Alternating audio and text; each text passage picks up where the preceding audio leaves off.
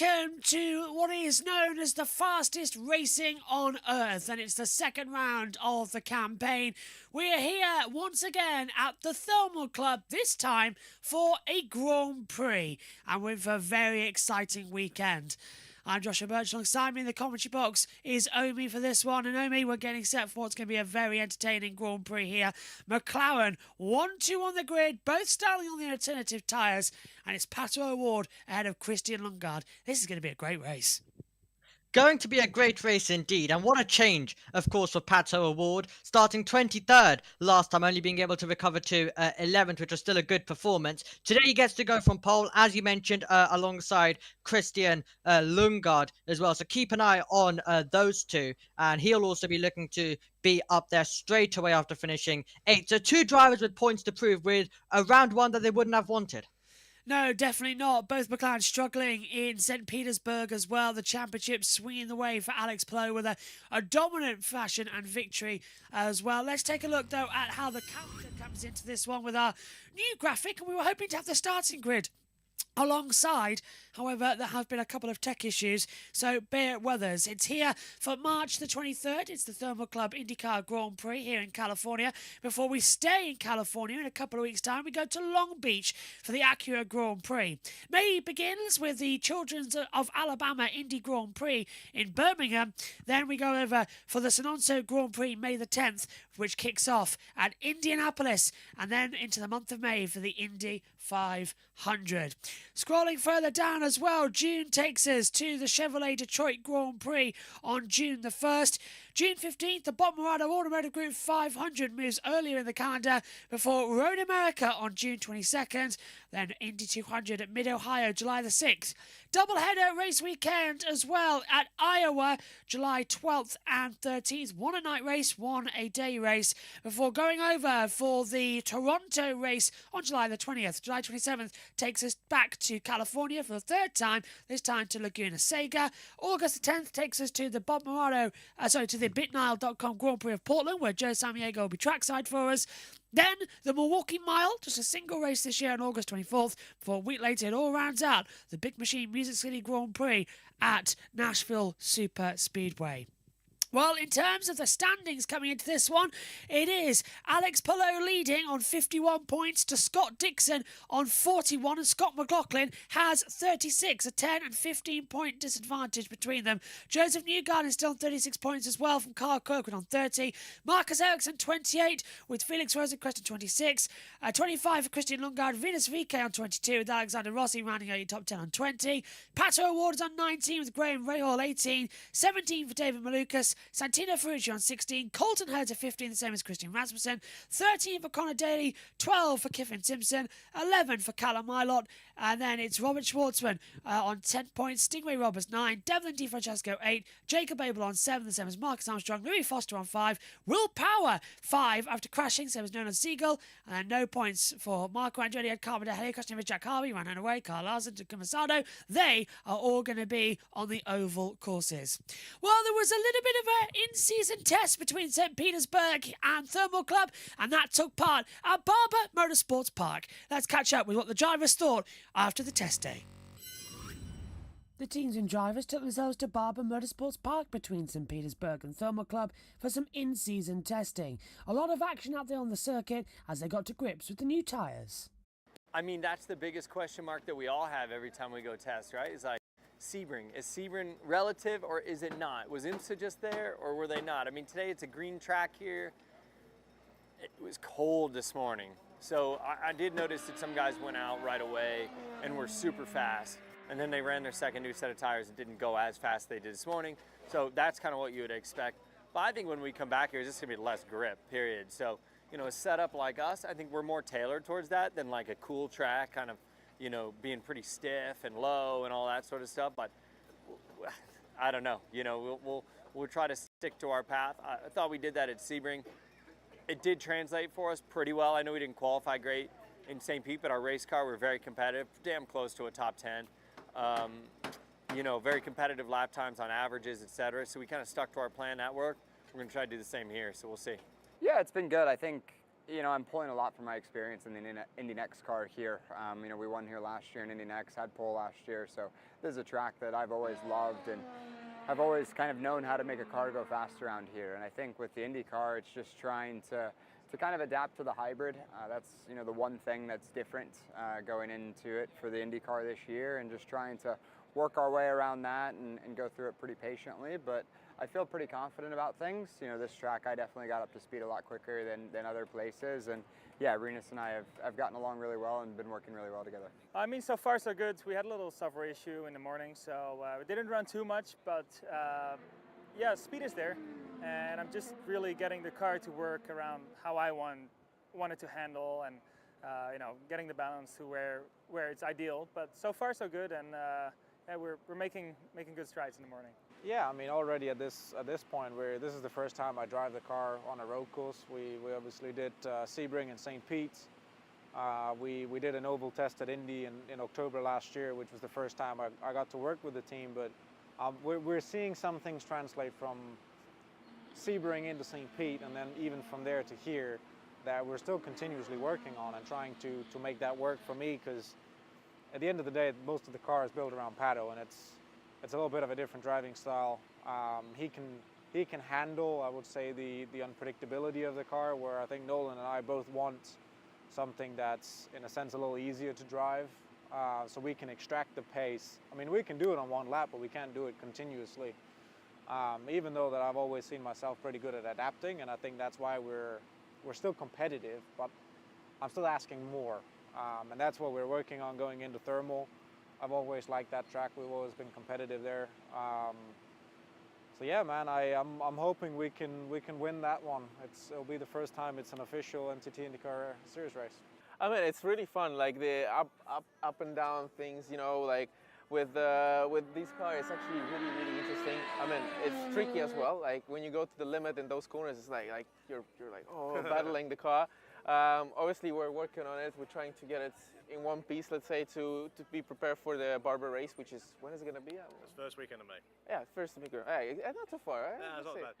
Time will tell if the test helped the rookies get used to the new cars and what the racing will be like when we return to Barber.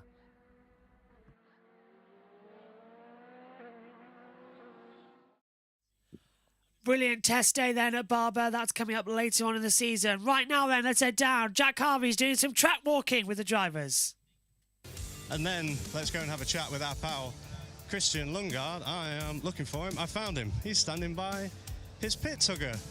He's made eye contact with me. He knows it's coming. Don't do that. Christian Lundgaard, I noticed something. The amount that we play pickleball directly correlates to your starting position. Any thoughts on that? Thanks, I guess. Have you not noticed that? No. No, in all seriousness, I think we've done a good job here, like we do on the pickleball court. You know, sometimes you win, sometimes you lose. I hope today's the day I win. Well, good luck. And Kevin is with his teammate. Yeah, Pato O'Ward is starting on the pole for the first time since 2022. You haven't been super confident about the front row all weekend. Where did you find the speed? Where did I find it? I found it within myself. I found it in this, I was determined to put this Sauer Electronics McLaren Chevy up at the front. We've got the best view, and I think there's gonna be a lot of learnings during the race today. Warm-up was 40 degrees colder than what it is now, so that's, you know, I don't think it's a fair read of what the race is gonna be like. So I think we're in for a treat, as all of you are as well. Will, last race at St. Pete, he recovered from get a decent result of 11th. He's got the best view starting. He's 23rd in St. Pete. 23rd in St. Pete on the grid, on the pole here. How quickly the tables turn. I wonder though, what can local boy, California native Alexander Rossi do? It's the only motorsport in the world where it's truly a mystery each and every day. It's a little bit of a dice roll every single Sunday, and it creates an amazing show, and it's a challenge for all of us, and we hope that you love it as much as we love it.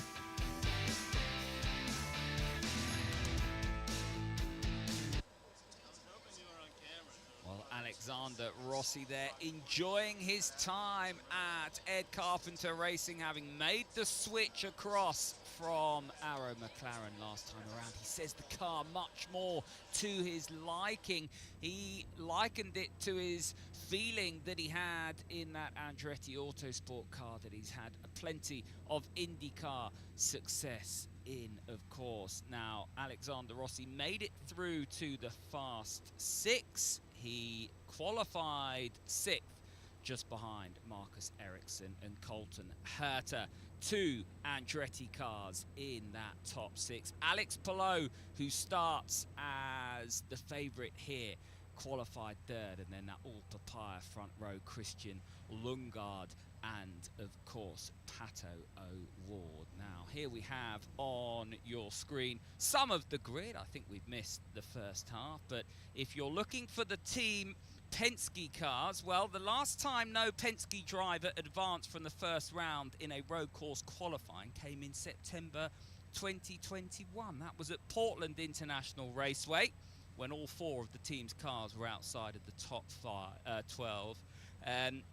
It's happened again. Look all the way down there at Scott McLaughlin in 25th. That almost mirrors Pato O'Ward's dismal qualifying at St. Pete last time out. Pato O'Ward, of course, on pole today, but Will Power, he needs a big score. He's there in 21st, and Joseph Newgarden in 17th. Work to do for Team Penske, but we have a huge conversation to be had around what tyre to be on. The reds, all the blacks. Is it going to be a 2, 3 or 4 stopper? Expect IndyCar shenanigans and chaos when we go green. Yeah, we're gearing up for the start then. And we're going to introduce our colleagues as well on USRN. So stand by for all of the action to come up now.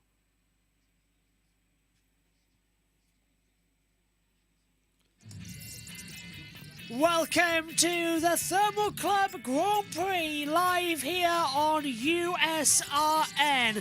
Are you ready for a truly unpredictable weekend? That's what we've got coming up here, with a great grid lined up on the front row. Let's head down, though, to the grid and join our colleagues at Fox Sports. It's going to be physical today on a track with all these long, fast corners in this punishing heat. This guy, Alexander Rossi, moved teams over the winter to ECR. He is, of course, a California boy and a race winner already in IndyCar. I'm Alexander Rossi, 33 years old, from Nevada City, California. Alexander Rossi takes the lead. Wow! If I was a car, like a Pontiac GTO, there's some historical significance to them. My most used emoji is the laughing, happy, crying face. The majority of my racing career was spent in Europe, so I think there was a little bit of resentment, honestly, towards me, especially in 2016. Can you believe it? Alexander Rossi wins the Indianapolis 500 in dramatic fashion. It shaped me into the person that I am in terms of my love for the 500 and the series. Favorite music? It's a big mix between Shania Twain, her talent and her longevity. Like, I put Celine Dion kind of in a similar category. Like, I love her. I saw a Celine Dion concert once and she held my hand. He is serious. He is fast. This year's fan favorite, welcome Alex Rossi. And at first I thought, like, haha, where's my, like, trophy? And no, it was just like a cold, soggy, gross pizza. So. My favorite food, probably the catfish from Cracker Barrel. I'm full of surprises. Max Pappas was my favorite driver as a kid. I got Max's autograph. It was one of those moments that sticks with you, which is why I have such a connection to the kids that come to the track and try and support us, because ultimately, you know, they're the future of our sport. Max Pappas, of course, now makes the decisions in race control. Alexander Rossi trying to curry favour. I'd never suggest such a thing. He starts in the top 6 today. A great starting position for the man with his new team.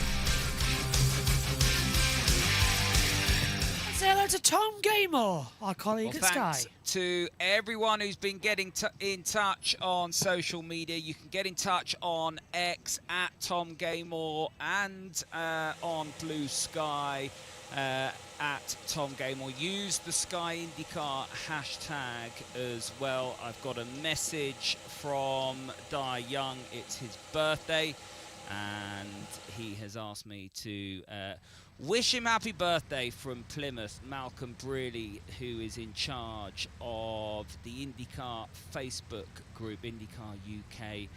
They are celebrating their 13th birthday, and if you've got me mentioning Keith on your bingo card, then you can cross that off as well. Right, let's get back to thermal. Let's talk tyres. Of course, this is the first road course on the 2025 calendar. We had a street course last time out, so you had the green alternate sidewall tyre, the Waioli tyre. Now we're going to switch to the red sidewalled alternate tyre. You've got the black sidewalled primary tyre. You have to use both compounds. The red is very much what we used last year in terms of the primary tyre. The blacks, the primary with the added weight that we've got this year with the hybrid system, that is meant to be harder. This is a rubber cheese grater. The tyre deg around this thermal circuit is higher than anywhere else on the NTT INDYCAR calendar. They are really worried about whether or not the tyres will go the sort of 20 or so laps you need to make it a 3-stopper. Ideally, if we're fuel limited, it would be a 2-stopper. It's not. It's probably going to be a 3. Some might try it in 2. Who knows? There may even be drivers trying it on 4. But if you're going to do it on 4, there's a 38-second time loss in terms of pitting. So you've got to be sure that you're going to recapture that. So that's the conundrum with the 4 stoppers. A lot of the front top 14, 10 of those are starting on the reds. They're going to try and dive off those reds early. Those starting on the blacks, well, they're going to want to go long. They'll take advantage of those starting on the reds, the drop off, if they can, if there's no yellow. The undercut could be key here. The undercut could be huge, so watch out for that.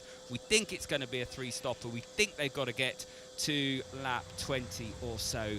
The drivers, all 27 of them, are lined up in their cars. We're about to go green here at Thermal, so strap in, enjoy the action. 65 laps around this circuit to come.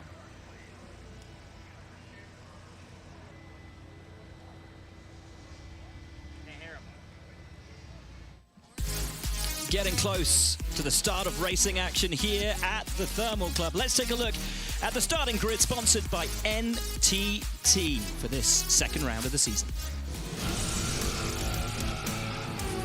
Pato Award, Monterrey, Mexico. I'm Christian Lundgaard from Viola, Denmark. Hello, I'm Alex Palou. I'm from Barcelona, Spain. I'm Colton Herta from Valencia, California. Marcus Ericsson, Kumla, Sweden. Alexander Rossi, Nevada City, California. Marcus Armstrong, Christchurch, New Zealand. I'm Kyle Kirkwood from Jupiter, Florida. Felix Rosenquist, Värnamo, Sweden. Louis Foster, Odium, England. I'm Scott Dixon, driver of the number 9 PNC Bank Honda from Auckland, New Zealand. I'm David Malukas, grown up in Chicago, Illinois. Rinus VK, Hoofddorp, the Netherlands. Santino Ferrucci, Woodbury, Connecticut. Connor Daly from Noblesville, Indiana. Nolan Siegel, Palo Alto, California. Joseph Newgarden, Nashville, Tennessee. Graham Rahal, Columbus, Ohio. Christian Rasmussen, I'm from Copenhagen, Denmark. Hi, I'm Kevin Simpson from the Cayman Islands. Will Power, Toowoomba, Queensland, Australia. I'm Callum Eilor, I'm from Cambridge in the UK. I'm Jake Babel from Louisville, Kentucky. Stingray Rob, Hayat, Idaho. Scott McLaughlin, Christchurch, New Zealand. Devlin DiFrancesco, Toronto, Ontario. Robert Schwartzman, born in Israel, Tel Aviv. Well, temperatures rising out on track, expectation and anticipation in equal measure as we go down to the grid for the command. It's time to give the command for the Thermal Club INDYCAR Grand Prix. Please welcome your Grand Marshals, Eddie and Tamra Judge. Drivers, start your engines! Their name has been given.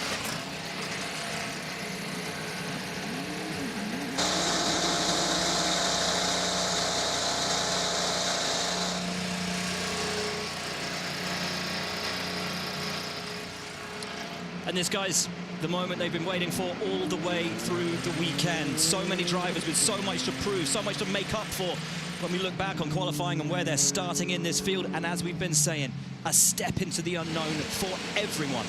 I think that's just it. I think so few of these teams and drivers have ever felt this unprepared for a race in a long time, that we don't have historical data to go through. The practice results were very hard to decipher. Even warm-up was tough to get a grasp on. So a lot of these teams, a lot of these drivers, they're shooting from the hip and having to play the cards as they fall. But the drivers just have to do their job. To quote Bill Belichick, stay focused on the driving. Let your pit box worry about strategy, how hard to push, when to pit, all of that.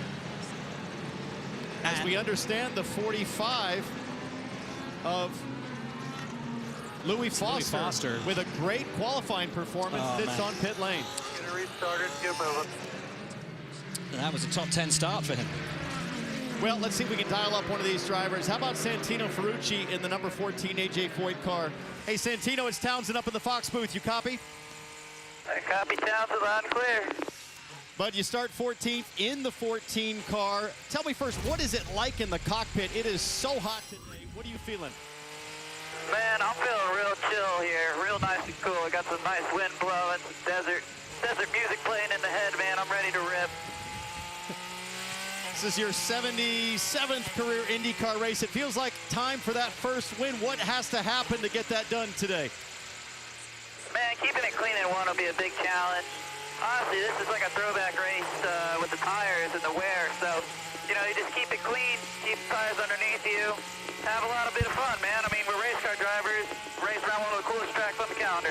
Well, as you get to the backside of the track, there's a lot of corners over here that are long duration like an oval. Is there a slide job maybe on for today? I'll keep you entertained, don't you worry. All right, bud, go get him. Good luck. Never have to worry. Never have to worry about Santino Ferrucci keeping us entertained. Absolutely not. Guys, let's take a look at the track preview sponsored by Honda here at Thermal. A little over a 3-mile racetrack, 17 turns makes up the configuration of Thermal Club that we are running here today. And let's take a little bit of a deeper dive. Turn 1, we saw calamity there in the exhibition race last year, but we saw some great racing in turns 2 and 3. You can almost run it side by side. McLaughlin and Kyle Kirkwood, Felix Rosenquist there last year, going all the way around that triple apex corner, making it work.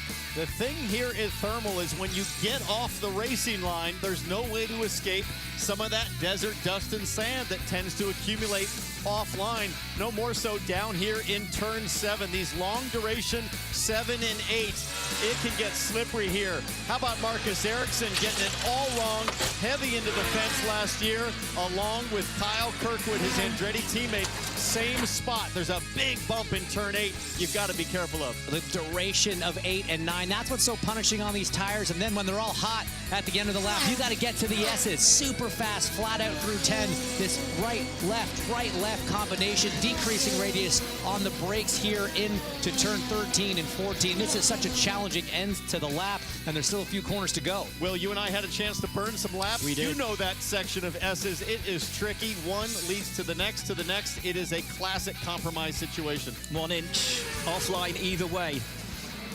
And that is what we're going to be keeping an eye on here today. We've got our new driver tracker information available up here in the booth, and we've got our new timing tower that we've managed to fix, and it'll pop into itself when the race starts as well. It'll give you, if they're on the track, in the pit lane, the gap to the leader, the interval between each driver, and what tyre they're on. And then we'll tell you about the push to pass as well, and the hybrid energy. We've also got quite a new feature here today that we're going to debut to you now, and we like it as well. So we removed the driver tracker, and we open up the telemetry, and we can click on board with any driver out here, and we can take a look on board of their camera in terms of where they are going on the circuit, and also their current RPM status. Great, 1 when you get there. As you can hear as well, coming through. So there's multiple things that we can have access to up here in the booth for us to talk with, including the driver onboards that we can have. So we can take that away and reopen the driver tracker. And Omi, did you hear the audio from Pato Award there as well? Yep, absolutely did. As well as we are getting ready to go racing. Really looking forward to getting this underway and started our second round of INDYCAR. It's coming through now at the top of turn 14, hairpin, then they'll loop back around. 17 turns in total to go through the grid. Once more, if you're just joining us, Pato Award, Christian Longard and Alex Palou, top three. And then it's Colton Herter, Marcus Ericsson, Alexander Rossi, Marcus Armstrong, Carl Kirkwood, Felix Rosencrest, Louis Foster, ahead then of Scott Dixon, David Malukas, Venus VK, Santino Ferrucci, Connor Daly, Nolan Seagal. Then it's going to be Joseph Newgarden, Graham Rahal, Christian Rasmussen, Kiffin Simpson, Will Power, Callum Ilott, Jacob Abel, Stingray Rob. Then it'll be Scott McLaughlin, Devlin G. Francesco, and Robert Schwartz at the back. We're all set then for the start. It's not yet the go time here at Thermal. It'll be out of the last corner, and then it'll be booting up to the line. Round 2 of the NTT IndyCar Series in 2025 is under starters orders. The exit the last corner, the green flag falls, and the Thermal Grand Prix is go!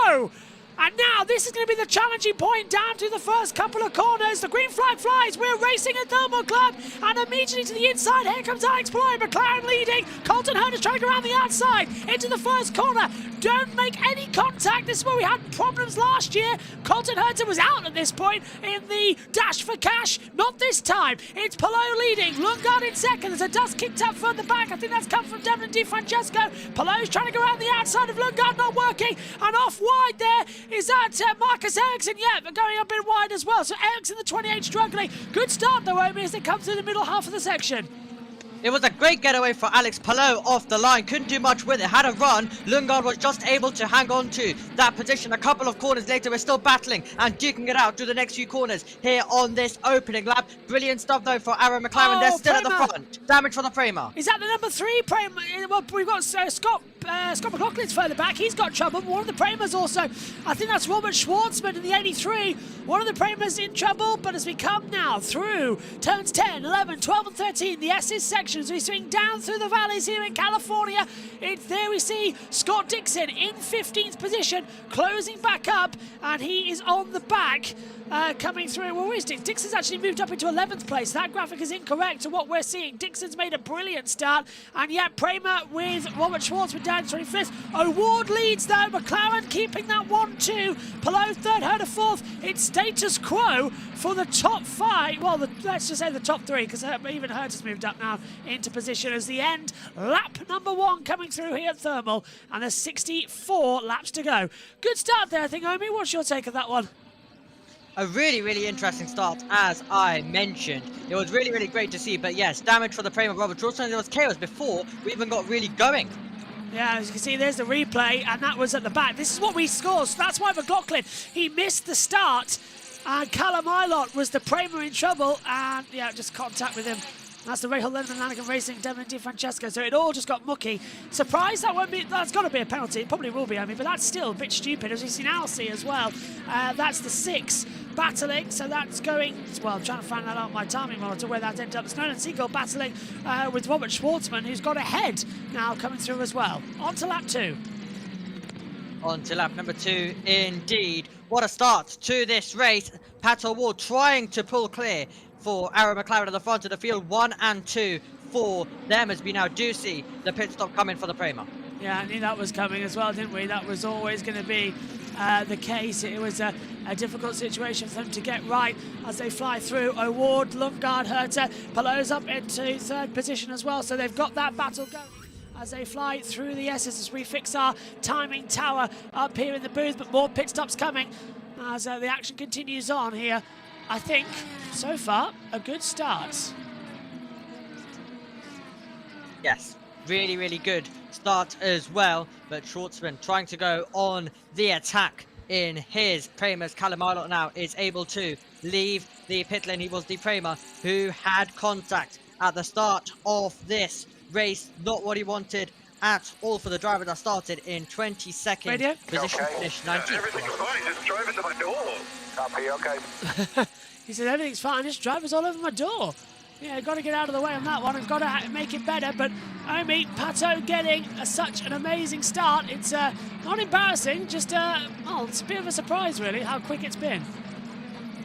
Absolutely. Pato just able to get away. Lundgaard's going to have to worry a little bit about Alex Palou. He's going to try and interrupt the momentum. Alex Palou has never won on an oval. Luckily, we're not on an oval today, but he'll be looking to change that later on in the year, the driver who started in third. But it was a flying start off the line. Now he's just settling in, as are all of the drivers, just trying to get into this race, and then there's going to be plenty of time to get going and try and make some overtakes as we ride on board and now see with Will Power to see what he was able to do on this opening lap.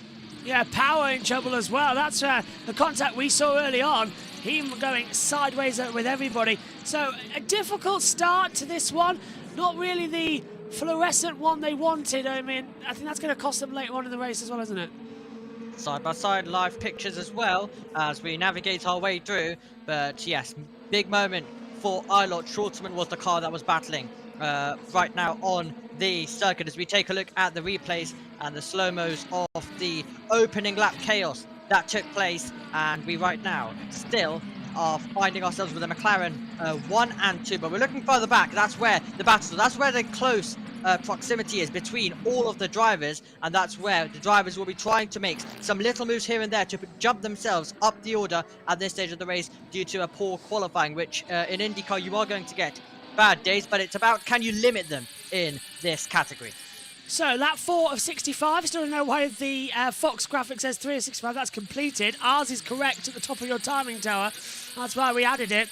We've fixed our graphics, and now you know who's on the red tyre or the black tyre, what their gap and intervals are. Basically, thanks to NTTIndyCar.com, we're providing a better timing picture than what you see at home. But apparently it is being fixed. 27 cars in total. On board with Pato O'Ward then as the racing goes on. And still, it's an amazing battle. It's an amazing charge throughout this race. As we take a look, already 2.5 seconds the gap at the front. Sadly, Omi, it looks like what we saw last year at Thermal Club here when they had the dash for the million cash. It's much the same. You can't really pass this circuit, and it very much is one at a time. Yes, absolutely. I was, of course, speaking with JT. We've been in a call basically all day earlier on today. He did tell me that it was going to be one of our more quieter races here in IndyCar. So it's definitely going to be one that we'll need to just stick with and see what it brings. But yes, hard to pass, hard to overtake. But when we do get that overtakes, it definitely can be rewarding for the drivers as we continue to see Fox work on that timing board. Yep, Pato O'Ward leading from Lundgaard second, Palou third, Herder fourth, Rossi in fifth. If you're joining us on the Onward Sports Radio Network, good morning, good afternoon, good evening to you as well. Feels weird, by the way.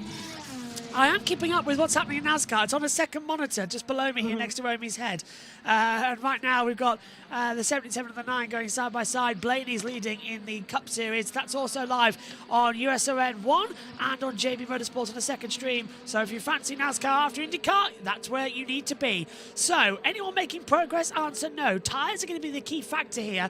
Also, not many using their push to pass at the front of the field. O'Ward still on 150.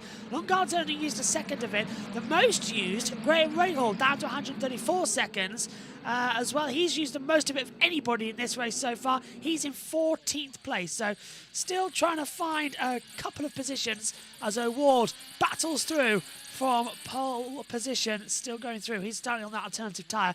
Easy to tell you the drivers who did start on the alternative. You can see them on your screens now, but for those of you on radio, O'Ward, Lundgaard, Palou, Ericsson, Rossi, Kirkwood, Foster, Walukas, VK, Ferrucci, Rasmussen, Abel and Schwartzman all started on the alternative red tyres. Everybody else was on the black primaries, and that's sort of how it's going to have to be working throughout all of it. A couple of positions have been made up there as well as Rosenquist has dropped down, actually, Omi. So Rosenquist dropped down a few more places at the start of this one.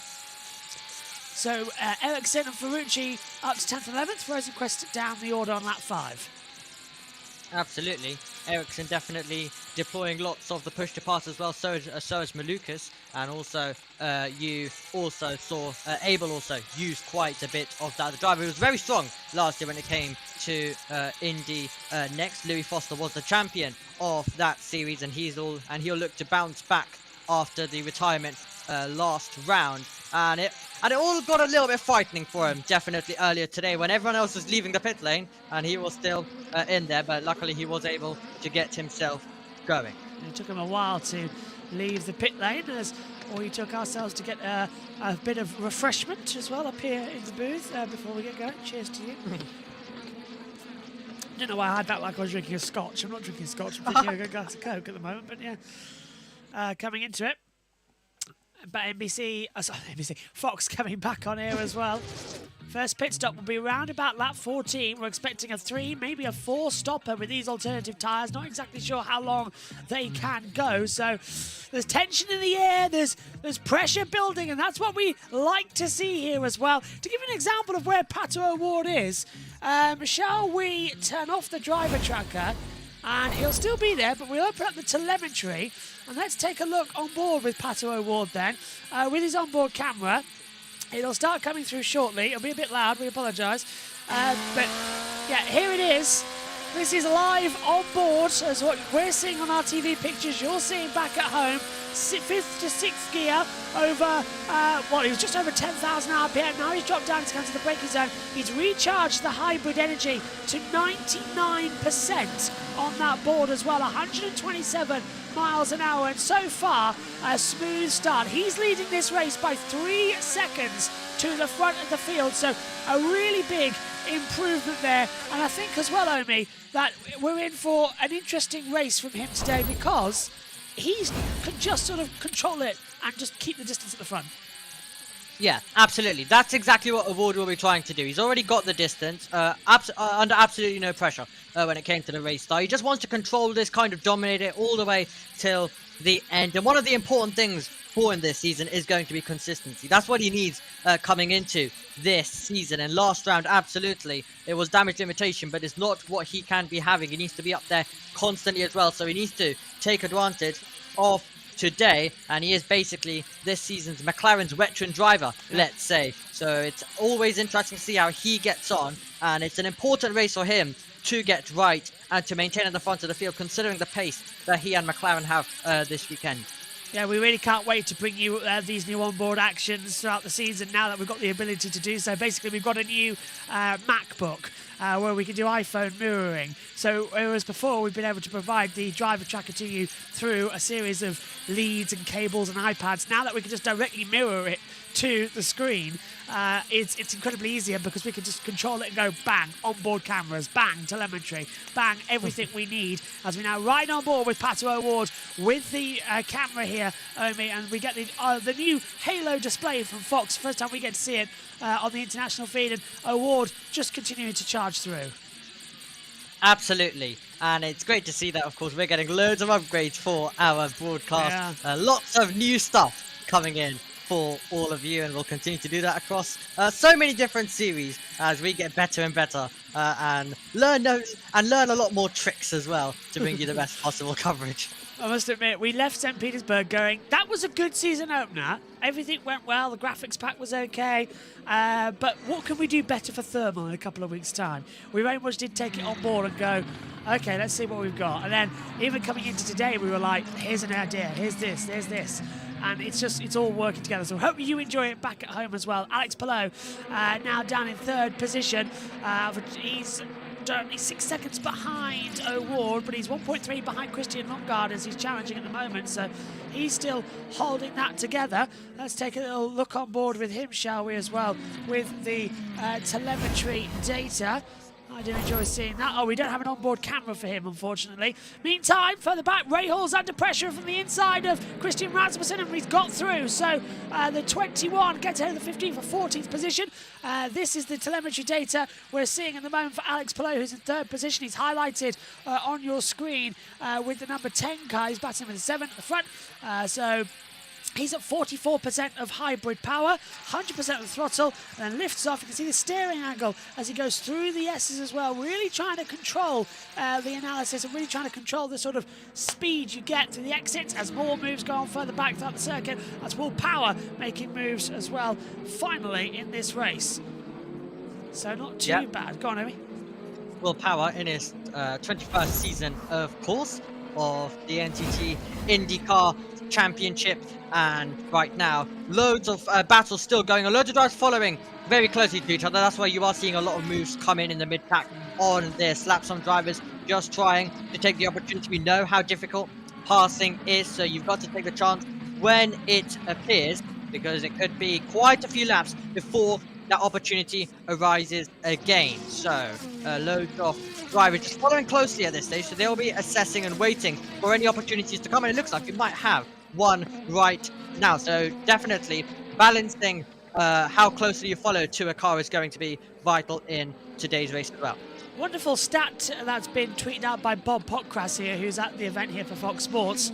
According to the Aaron McLaren folks, they say the last time they won a Formula 1 race and an IndyCar race on the same weekend was May 2nd, 1976. Johnny Rutherford won the Champ Car race at Trenton, and James Hunt won the Formula 1 in Madrid. Of course, Hunt would later go on to get disqualified from that race for an improper rear wing. It was too wide, so he was disqualified. They appealed it, and he got the race result back later on in the season. One of two races that James was disqualified from that season, the other being the British Grand Prix at Brands Hatch, and he did not get that race victory back. He won it, though, the following year in 1977, so he is a British Grand Prix winner as we come along. But still, that's a long time, nearly 50 years since the last time McLaren won a Formula 1 and an IndyCar on the same weekend. That is just bizarre. Yeah, absolutely. Such a long time ago, and is today the day that will change? And could that be amended after our second round of the season, as we ride on board with Graham Rahal as well, currently pushing on and making his way through in this race? Sorry, I've just noticed on my screen, when I put my thumb up, a little thumbs up comes on. I didn't know that was possible. Sorry, on the Discord call, I put my thumb up and it's putting a thumbs up. What? Yeah, so look. if I... Can you see it next to me? Can you see it next to me? Yeah, I saw it. It's not coming for me. Look, there. Little thumbs up. Oh, wow. What's that? I don't know. That's a new one. I don't know. Is that me? Not working. I don't know if that's not me. working for me. Okay, just something really bizarre because we've got Comcam for the first time between me and Naomi, so we can see each other. And I was just having my thumb like that, going at the end of it, and it came up next to me. That's really bizarre. Back to the action, shall we? Lap 9 of 65, Ward leading now by 6 seconds, but we are closing in. We're only on lap 9, my God, this race is taking already forever. Lap 10, I should say, thanks to Fox's graphics. We're riding with... I'm trying to see who we're on board with. That guy on the helmet. This is Sylex FM car coming through as well as down at turn 1 and 2. So this is going to have to be... Well, that's the 45 being overtaken now. So that's on board with Santino Ferrucci with Louis Foster. And Ferrucci makes the move stick on the inside line. Would help if we had a little, graphic telling us who was on board there. That was very hard to tell who we were on board with. Yeah, absolutely. So we're just trying to work out at this stage, but all sorts is going on with Fox production right now, and I'm sure they'll continue to try and work with that one. Into the pit lane comes Christian Lundgaard. Yeah, we're trying to open up. Here we go. We've opened up his camera. Whether or not we're going to have it seen or not, we don't know, but this is Christian Lundgaard into the pit lane.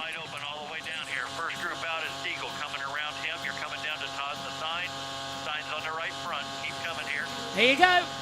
Pit stop in, you can hear him. Will be here in 3, 2, 1 on the march. Christian Lundgaard in then. A lot of fuel going in as we see the stop live. And away. That was a good stop. And you saw it live on JB Motorsports. And he'll come out as well further behind. Now, we've also got Nolan Siegel in as well. Let's see if I can grab hold of him on the monitor. Where is he? Siegel is down here in 23rd position. See if we can have him open on.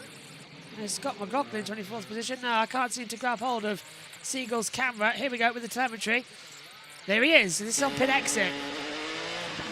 So he's put on a brand new set of red tyres and gets out okay. All cleared exit of pit lane. Okay, so that was a lot of fun. I enjoyed that one. Absolutely.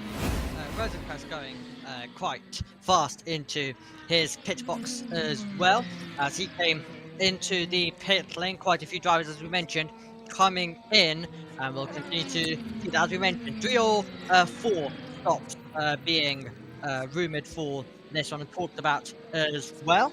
And JB, I'm going to let you talk because I've just seen that JT sent a message in manager's chat, so let's see what's happening there. Okie dokie. Well, he's probably saying, what on earth is JB doing with that graphic? Soft, soft, hard, soft, soft at the moment with the top 5. It sounds like that thing from this Simpsons movie. Really wants 10,000 tough guys and 10,000 soft guys to make the tough guys look stronger. Soft, soft, hard, soft, soft, hard, soft, hard, soft, hard, hard, soft, hard. That's how the current running six looks like. But they've got Mad with Power coming through here at the moment. As they continue on, there is O'Ward, still not boxing just yet. He'll come soon enough to have an attack and an action. When he does. Looks like... Go on. Yeah, looks like JT's having some fun with NASCAR. Definitely not. He's having a couple of issues, which he's getting sorted as well. And he also forgot to do his pick a winner, which he's quite upset about. So, luckily all going well for us, though, here, right now, in INDYCAR. It sounds like I might have to rescue him later and take over the stream. That's an exciting one to come through. I have got O'Ward keyed up, though, when his pit stop comes in, so we can take a look at him. So this new onboard feature is going to come in very handy when we need to be talking to drivers and hearing their radios. I'll try and figure out the volume on this screen share to see if I can adjust it or anything. Because it is quite loud and I don't know where the volume button is. I'll do some more research into the screen share. Driver trackers frozen in parts for some of the drivers out there on the circuit as they come through. And Marcus Armstrong is coming into the pit lane from 6th position. Does he have a camera? No, he does not. He does. Venus VK doesn't have a camera. Okay, so we can't get those, unfortunately. They don't have any onboards coming through with us today. Scott Dixon, however, is into the pit lane. I know for a fact that Dixon's got one. Where is he on our monitor? No, Dixon doesn't have one. Okay. Schwartzman? No. Louis Foster? No. Anybody have a camera? Marcus Armstrong, has he got one? No. Anybody have a camera? Camera, anybody? They're all coming down pit road together. Let's head down and hear from them. INDYCAR Ganassi. Jack? Yeah, the 66 has just come in for his stop. He's gone with the used soft tyre. Also no wing adjustment there, which I think is a little bit interesting. Maybe the teams are thinking the track's going to evolve to the balance. Marcus also said that he was slightly happier than his teammate Felix on the harder tyre, which is why he was able to extend that stint. Problem with the rear left on that Prema, the nut. Yeah, not great there from as they come out of the pit lane. There is Marcus Armstrong coming out as more drivers will take into the pit stop soon to have their telemetry changed over. I am loving this new toy we get to play with here this weekend. We had it in Road America a couple of years ago for an event, and that was quite exciting. But we weren't able to integrate it as smoothly as we have now. And now we've got it, and it's staying permanently as well. Saying that, it looks... Go on. Yeah, you've had a good week in terms of new technology, new stuff coming in as well. And of course we had that picture of you that we put on social media as well. You're getting very excited. I think that's been the common theme of in terms of technology and all of the new stuff you've been discovering. Well, it's made this weekend go so much smoother. I really think it's been one of the best we've had because A, you guys can now see me in the commentary box. Carl Kirkwood, is he coming in? Yes. And he's got a camera! He's got a camera, everybody! Yay! Right, let's see as he comes down then pit road. He'll be loud again. Here he is. Nice and easy, right on the mark. Here we are. 3, 2, 1, in. Steering wheel straight, foot on the brake. Look how low the hybrid is at just 1%. Okay, watch Ryan. Go, go, go, you're clear, all clear. Good stop there. Now Devlin DiFrancesco is coming in. Does he have a camera? No, he doesn't. So Carl Kirkwood exits pit lane. Here, all clear out here, all clear out. And he is clear at the exit as well. So a nice stop there on the running order. Yeah.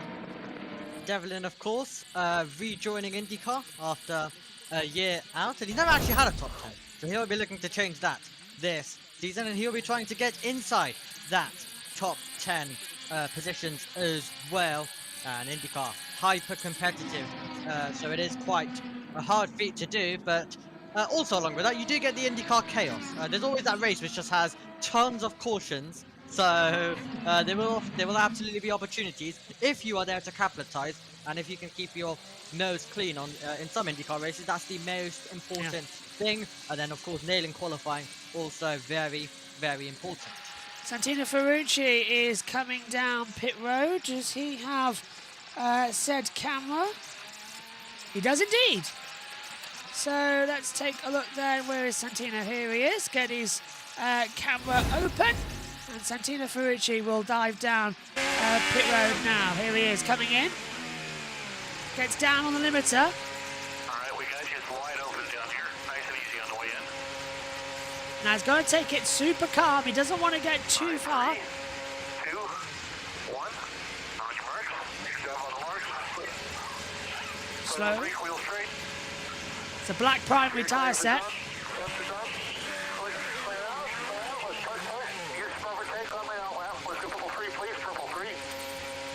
Nicely done there as well. Now David Malukas is also in, but he doesn't have an onboard camera for us. So is Graham Rahal, but we've missed that. Ah, so no battery deploy only on the outlap. They don't want him to go there and have any more difficulties, it seems. Yep, absolutely. Don't want to provide him with the battery when he does go on the outlap, so just settling in when he gets going with the new rubber as well coming in. As we see plenty of pit stops happening and all of them rejoining the road and now trying to debate all of the positions on the circuit. We've already talked about how important track position is as well, and you've got quite a few pit stops to do today, so nailing all of them are going to be critical, or that's where the race can be lost for different drivers. Colton Herter diving down pit road as well. He's got track data. We'll take a look at his onboard camera as well as it loads in. Meantime, Rahal going defensive as well. He's in 21st position. He's battling with Joseph Newgarden now as well. And I think that's going to be a situation soon. On board now with Colton Herter as he dives down pit road. On board with the rear of him. Gets it down into neutral. And then he'll cruise up to the order. Any changes, front wing or no front wing? No changes. You'll win. Be tight with the 27 when you come out here. Our pictures, by the way, are perfectly synced with Sky as Get on the marks. Herter comes in. On the wall and don't overshoot. Pit road. Let's pull into his box. He's gone on with a setup with another primary, the harder tyre, again. Yeah, hard tyres going on. Clear out, clear. And he's clear going out as well. Meantime, the 28 of Marcus Ericsson also comes in. Good stop there as well from 27 that. into one now. Yeah, good stop there from Colton Herter there, Romy. Good stop indeed. And while we're not getting the most on track action, I think all of the extra stuff that we've got on our stream is definitely making it quite a lot more fun playing with these new equipment and tools as well. Definitely going to make it go by quickly. And we've got plenty of pit stops as well, JB, so plenty of opportunities today. Yeah, that toy is going to get used quite a lot to come through and going up and down in the pit lane. Question is trying to remember who's got an onboard camera. Kalamilov Prema is in as well. He's down in 27th position. And Alex Palou coming in, but he doesn't have a onboard camera. We get information if there's a camera or driver tracker, it flashes up for us. We do know that Pato Award has a camera, so the race leader comes in. We'll be able to tell you more information. It's lap 17 of 65 here for the Thermal Grand Prix here in California, the first of 3 visits we get to this great state for 2025, alongside that of Long Beach and Laguna Seca as well. So into the pit lane comes Alex Palou, race winner and championship leader down pit road.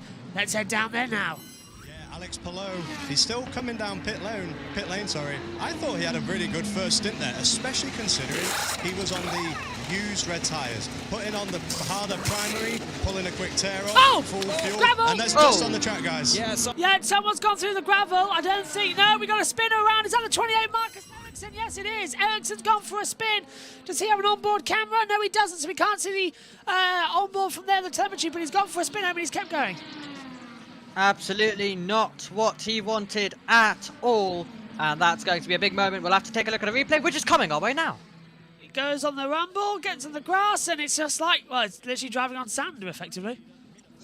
Passenger, ever since he got onto that grass, it was always going to go round. And then he was luckily, though, able to carry on and continue on for the driver that has been 6th in the championship, 2021, 2022, and 2023 as well, 3 years in a row in that position. Yeah, of course, our winner of the 500 into pit lane. Finally comes our race leader, Pato O'Ward. We've got his camera on now, ready to sync up. Hopefully it comes to us shortly, because we've been waiting for the race leader to dive in. If we don't get TV pictures, I'll be very sad, unless his camera's had an issue. And when you get here, remember, slippery box. Here we go, on board in the pit lane. 3, 2, 1, on the mark. So, tyres stop coming. They put on the new set of black primaries. All clear, all clear. Good stop there, and we're synced. Sky's coverage synced with ours.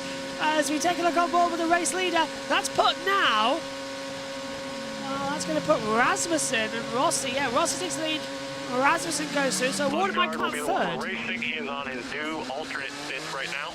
That's Palou. He's going into turn 1. So that's Palou, and look, there's Palou coming through the first corner now. So he has managed to. He's exiting turn 1. Yeah, you can see he's managed to have that telemetry data solved, Omi, as they come through. So much better already, much faster stuff. Absolutely, as the pit stop phases have happened for loads and continue to happen for other drivers as they still navigate their way through. And right now, it's really turning into that race where the pit stop is going to be vital. And if you do want to get the undercut can be very strong. And that's exactly what Tom Gamer was telling us about earlier on in our broadcast. So, just a heads up, we've got Jacob Abel with a speeding penalty. He's going to have to come down pit road for a pass-through. As I can't say who we're on board with here, with the international fee not telling us. It's quite hard to tell. This is coming through the S's section at the back half of the circuit, so... Yep, anyway, Rossi leads then from O'Ward, Lundgaard, Palou. We're on board with Alexander Rossi then, our race leader on now, and we have an onboard camera with him as well, so if he decides to come into the pit lane, which he should do, I'll be ready for the pass. But I think Rossi is coming in. Rossi is coming into the pit lane, so we'll get our telemetry open for him now. There he is.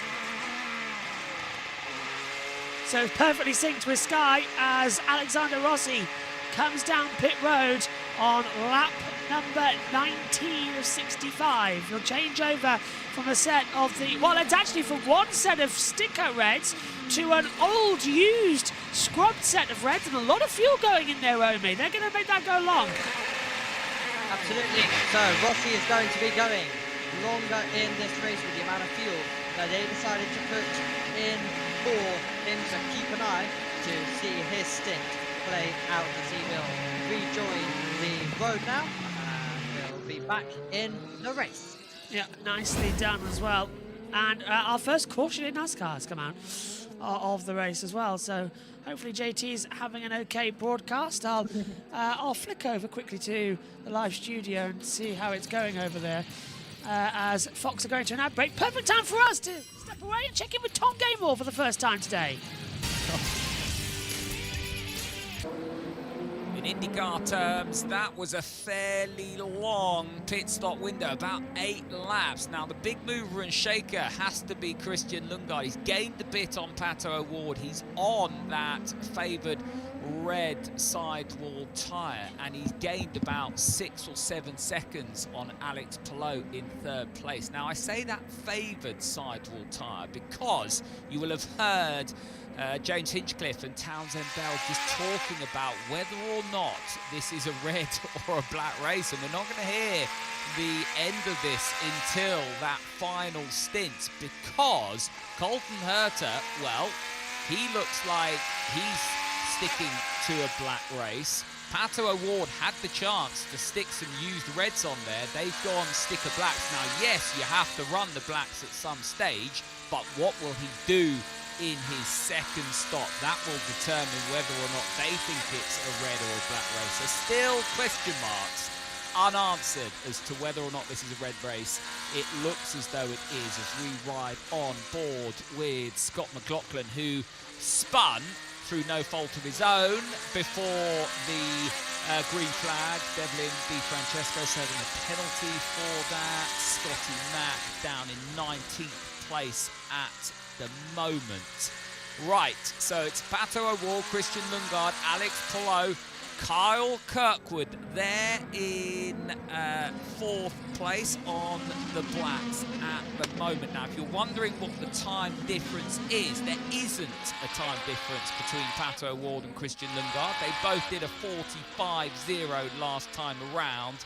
Alex Palou on the blacks did a 45.9. Kyle Kirkwood a 46.1. And Colton Herter in 5th place, a 46.2. So at the moment, there's a team out there in Papaya that seem to be in a league of their own. We've already seen that in the last 12 hours, albeit on another continent, on another championship. Will this be another very strong day in the office for the Papaya, for Arrow McLaren? Well, it's looking very good at the moment, because those behind, it's Alex Palou spearheading an Andretti attack in 4th and 5th. Marcus Armstrong in the Mayer Shank is there in 6th place on the red sidewall tyres, and then Rossi seems to have been the victim of the undercut there, because he's dropped right down to 7th place. So keep an eye on Alexander Rossi. Has he fallen victim to the undercut here at Thermal? Cheers, Tom. Scott McLaughlin has come down pit road as well, and he's having a change around with some of the atmosphere. It's lap 21 of 65 here for the Thermal Club Grand Prix, and so far it's been absolutely flat, but an entertaining flat, Omi, I think it's safe to say. Yeah, absolutely. A flat which you can have fun with, and I think the IndyCar season, with the tracks that we've got to start this season, it is a bit of a slow burner, but it's going to get exciting as IndyCar usually does. We're going to get to the chaotic part of this. I'm opening up Scott McLaughlin's camera here to see what on earth is going on for Scotty Mack, because he has been in trouble for a while now. Yeah. No. We've got the air conditioning release. Get the fan, please. The car won't, it's overheated. The car's overheated by the look of it.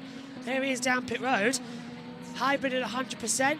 No gear, no RPM. It's not even on tick over.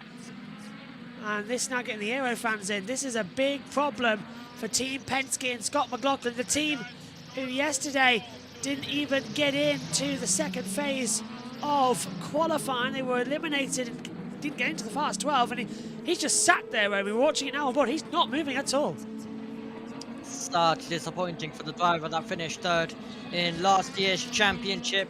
If he wants to replicate that again, he'll definitely need, himself and his team will definitely need a bit more fortune to go their way as well.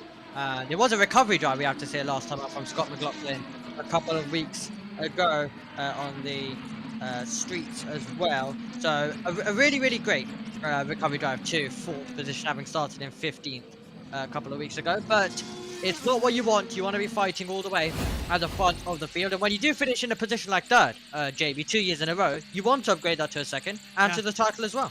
Yeah, and of course coming over from Aussie V8s, which is now supercars, He really is a force to be reckoned with. Much like SVG, he's gone over to NASCAR and has a great reputation there now, as well as a hard racer. We just wish that Scotty Mack can have an opportunity to go forward and get a race victory in the championship or the 500. Difficult start there to the season for him and Penske. Award and McLaren with Lundgaard 1 and 2. Pato Award been linked to a Formula 1 seat for many a year, showing what he can do over here in INDYCAR, leading now on the primary tyres by 2.375 seconds to Christian Lundgaard, who's P2, and Palou in P3. Okay. Yeah, it's a bit better. It could be. It could always be worse. I mean, that's what I'm thinking here. It could always be worse. Absolutely. It always could be quite a lot worse. But in INDYCAR, I think the season that we have in prospect to come later on, I think that's the exciting factor. And I think that's what we can use to drag us through the opening rounds. Of course, the season starts with, as I mentioned, rounds that won't really deliver you with all of the action in the world, but we'll get to more of that later on throughout the season, and we'll get back to typical INDYCAR style. But JB, we did get an overtake on the circuit. Take a look at a replay. This is the inside Will Power, side by side, wheel to wheel with Nolan Siegel as well. Last time these two went side by side together at St. Petersburg, it ended up in an accident, and both of them out of the race as a result of Power's actions. Here today, Siegel goes defensive. Power on the dust, right up to the yellow line, to the white line as well, and goes through. So that is now P12 for number 12, Will Power. Siegel down into 13th position. I've shared my screen with you, Omi, so you should be able to see the driver tracker and the onboard camera at least, if it works. But it is a long screen view, so we'll see how that plays out. As Power and passes Ferrucci. So Power now gets ahead of Santino Ferrucci. Okay, game on. Absolutely, game on indeed. And Santino Ferrucci, we know he's the no-nonsense driver as well, and how he is up against everyone. Actually pulled off quite a bit of overtaking last year, we have to say, in 2024, but we're still on board with Will Power, the driver on the attack, making a couple of overtakes, 2.7 seconds out in front between the two. McLaren's Pato Award still just hanging on in there, and Lundgaard also keeping it in second place, and that's exactly what McLaren need after what happened a couple of weeks ago in round 1. In round 2, definitely going their way. At this stage, there's still a long way to go in our second round of the campaign. A long way to go at the moment. 42 laps to go. We're not even at half distance yet in this event. But we are having a lot more of an interesting fight. We've already got one pit stop under our belts. IndyCar fans be like, yo, this race is fire, they say out there as well. It's coming to it a little bit. Oh, hello, what's happened here? Oh, an IndyCar app failure coming through. Well, it happens from time to time. Thank God Zara's blared out on my home screen, otherwise she would have made her debut on a broadcast with my little niece. Come into it. Not worried. Sometimes the app has its crashes, or it may require to press the buttons and we're back again. On board then as well with the entity data car, and up the inside. That's the 5th. Is that the 45 going through on the inside? Yes, it was, and he went too deep, Omi. That's really Foster. Too deep. Absolutely not what he wanted, but let's see whether he can gain the position back a couple of meters later. Foster trying to go around the outside of Siegel over 14th position, but he's left it to Vulnerable as well to Joseph Newgarden in the other Penske, who's right there waiting to jump, and he will jump. Newgarden's not somebody who's going to sit behind, especially with Penske having such a bad qualifying. And they won. He's up the inside and locks the front right. But again, the 45 of Louis Foster knew he was coming and sort of opened the door for him at Rahal Ledman Lanigan Racing. Meantime, here we go again. Rasmussen now under the attack. Foster out the outside. Newgarden's right there. Nothing there. As side by side again. Rahal with the 8 of Kiffin Simpson. Simpson's on the inside. Rahal now on the outside doing the S's section. Rahal eases him out. Okay, so it's going to get a bit confusing now, Omi, as the strategies come through, and Fox's graphics are about as easy to follow as, well, swallowing a bunch of marbles and then trying desperately to go to the toilet and hope that it's not too painful. In other words, yeah, it's SHT. Yeah. Yeah, very detailed explanation coming in there to tell us about Fox's systems and how easy it is to follow. But we are seeing some overtakes on the circuit, and it is definitely great to tell. What are we doing now, Mr. Birch? We're looking at what an INDYCAR actually is in terms of where you want the braking stability to be, with a little knob on the front where you can turn it to front bias or rear bias, and a look on the steering wheel. And then we're going to look at the pedals. 2 pedals inside of an INDYCAR as well. Left-hand side is the brake, right-hand side is the throttle. If you can't push your right foot down all the way, get out of racing. And that, in turn, goes to how much the anti-roll bar system works on the inside of which way the throttle goes. They sort of work independently of each other as well. An interesting little onboard there from Fox, but I'd rather that be picture-in-picture. I think they were going to an ad break, that's why I'm hearing about it. Scotty Mack is still in the pit lane, so he's not having a good race so far, as we've got 41 laps to go. It's up 25 of 65. Race to forget for Scotty Mack. Indeed, but yes, Louis Foster passed, and now Rasmussen will try and go on the attack. And Louis Foster, the fair driver we know he is, after his performance, winning that championship last season in Indy NXT. Very much holding that line. I've got to admit, I thought they were nice when we were in St. Petersburg, but now we've got used to them again. These INDYCAR graphics on Fox are absolutely terrible.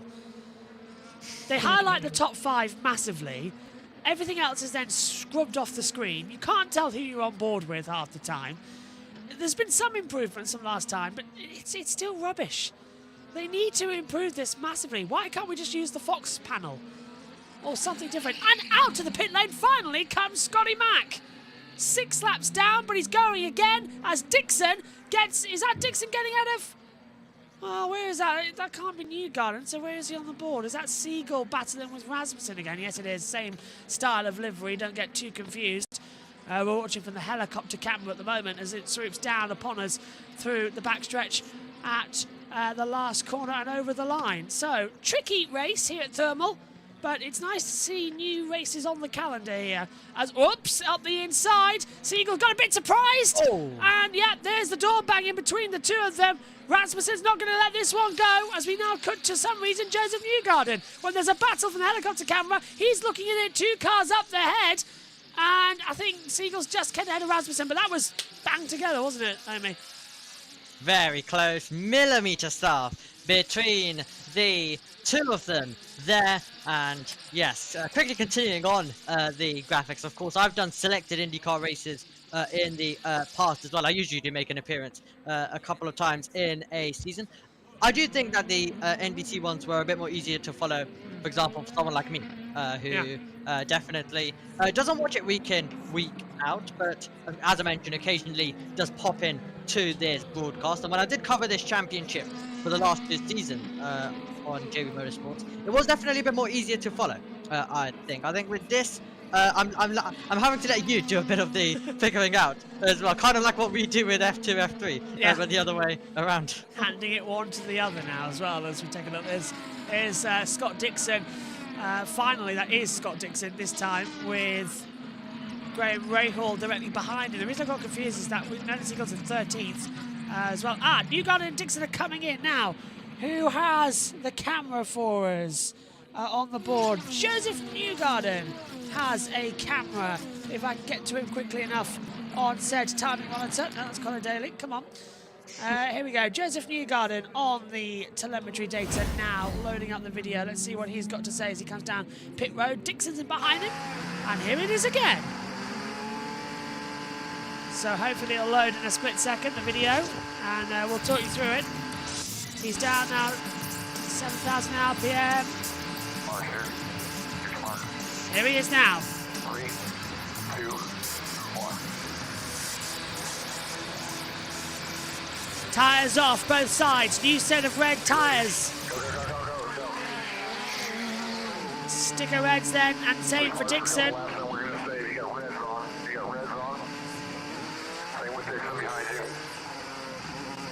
Yeah, and Dixon's come out directly behind him.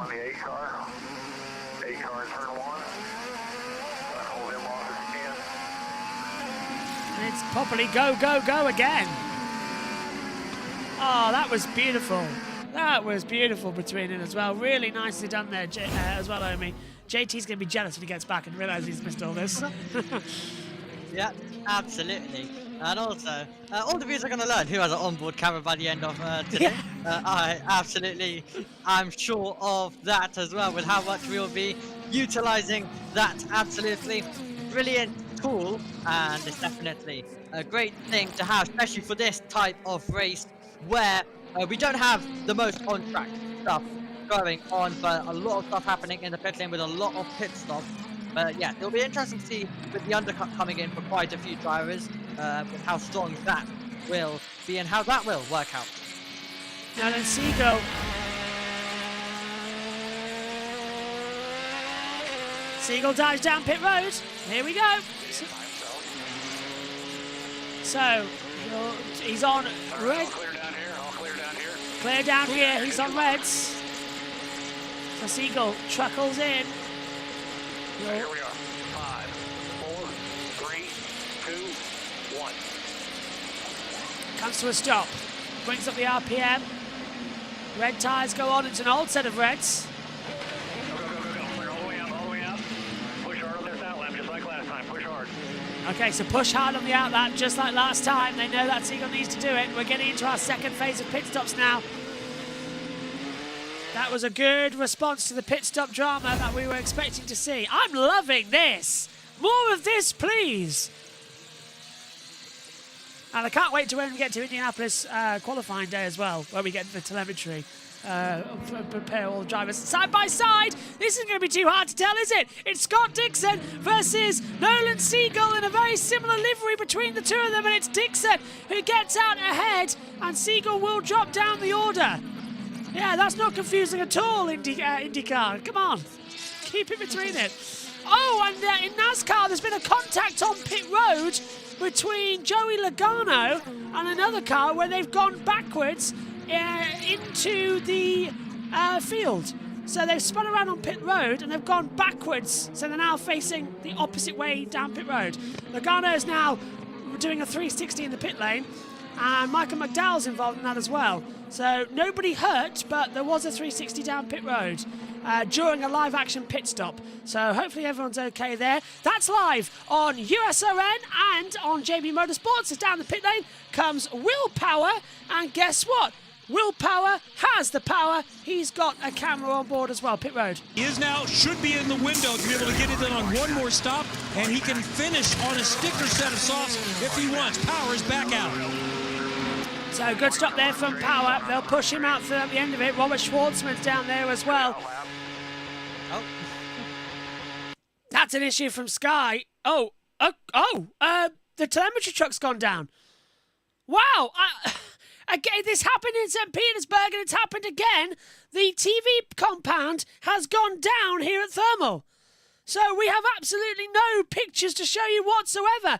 Now, Christian Lundgaard's in. He's got a camera. Let's see if that's working on our international feed. But so far, I think the truck's gone down. Because, as Omi, as you could spot and you at home can see, when the TV pictures went down from Thermal, our onboard cameras went down as well. So it looks like Fox have got an issue. Carl Kirk went in as well. Apparently dots went down a while ago as well, so there's a lot of issues going on, and yeah, it's just the typical type of day. All of our systems are working, guys, okay? Yeah, we're fine. It's exactly why you need to be with us. It looks like then this race is going to become there's been a signal loss of the track, TV scoring and timing, everything is gone. They're going to have to red flag the race. So they'll have to, because we've still got telemetry data, but if teams haven't got timing and scoring, we can't work out what's what. Look, the sectors have gone. The timing GPS is still working, but the sectors aren't working up here on our timing screens. The TV pictures have blown. GPS is thankfully still working, although that is still spotty. They're going to have to stop the race. I can't see why they're not going to have to. Where is Tom Gaymore coming in from this? Alexander Rossi's pitted as well. Well, this is ludicrous. Yes, it has gone down because they haven't changed the order. Now the GPS is frozen. Oh my, this is a big, big problem here at Thermal because now the track is deemed effectively unsafe. They're going to have to go back to the old school of hanging out the red flags and making sure everyone's okay. Right, it's working now. Timing and scoring coming back. Let's try our cameras on board with Pato O'Ward. Do we have a camera from O'Ward? I think we do, so we might have to commentate the race from onboard cameras at the moment. It's still a frozen image for me, but he's leading the race. That's Sky going to a live image. So the Sky are playing a blooper reel. Still no TV pictures as things currently stand. Okay, so a big problem from the circuit. Colton Hurt has come in. Telemetry's coming back up. We'll give you the driver tracker back so you know what's going on. But a huge circuit blowout up here. We have absolutely no clue what's happening in the race. So I think for everybody's benefit, it would be more beneficial if we were to hand over to those commentators on INDYCAR radio. They will be able to provide you a better analysis of this race as it stands while we wait for TV pictures because they are at the circuit. Dirt or for passing on the outside. Hard-working tires for racing 500 miles and the side hustle that... Well, I don't believe it. They're down as well.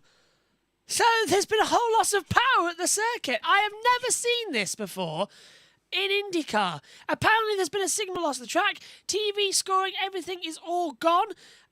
We have lost the Sky feed, not our end, says Tom Gaymore from Twitter as well. Well, this is ludicrous.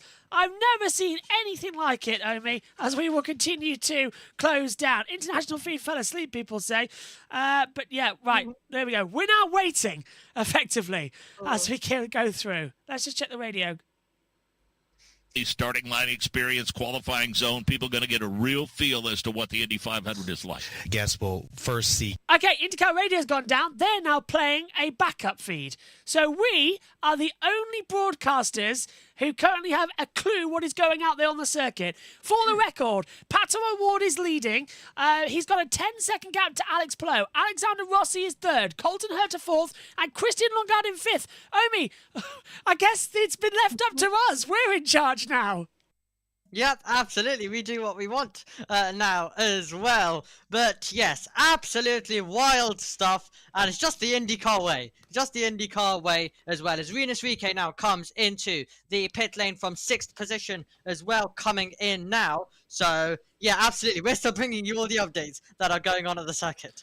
Yeah, let's see what tyres he's going to go on to. Lundgaard moves up to 4th, then Hertz has dropped down to 8th. He's moved on to the primary Firestone tyre as well. So we'll continue to bring you updates as we wait to get our TV pictures back. This is a time when technology is not so good because we do sort of have to wait around and see. VK was on the black primary tyres. He'll switch over. O'Ward now on to black primary. He's leading by 10 seconds as well. He's yet to make his second stop throughout this one as well. So we're still sort of waiting to see what's going to happen as the action continue in as well. Compound problem here at the track. Feed is out for us in the media centre too. So presumably the commentary box has gone down as well. So, yeah, I presume there's a joke going around as Pato O'Ward comes into the pit lane. I will now desperately try to see if we can get a Pato O'Ward camera if that feed has returned to us. However, I don't think it has. No, it's still frozen on the onboard camera. So O'Ward will come in and he'll change over. Stingray Rob also in from 24th position as this racing action continues at Thermal minus TV pictures. The race is now on TV while they're figuring out an issue. The NASCAR race is on. Okay, that's what. So hang on. The circuit has put NASCAR on. So that's one way to come through around here. But we've got international pictures of NASCAR still working. I'm seeing up in the commentary box. Stingray Rob and Pato O'Ward have left the pit lane as well. So let's take a look. Pato has got on, I believe, to another set of primaries. I'm waiting for that to be confirmed up here in the booth. Hopefully we'll have that soon. Graham Rahal diving in, same as Connor Daly.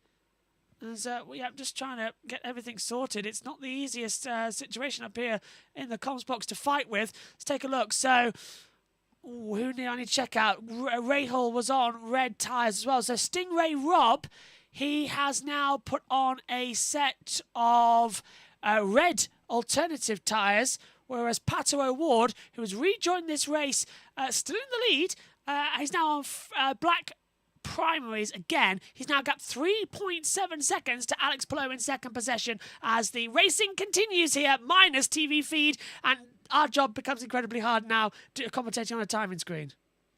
Yes, absolutely. So Fox have gone to the NASCAR race as well.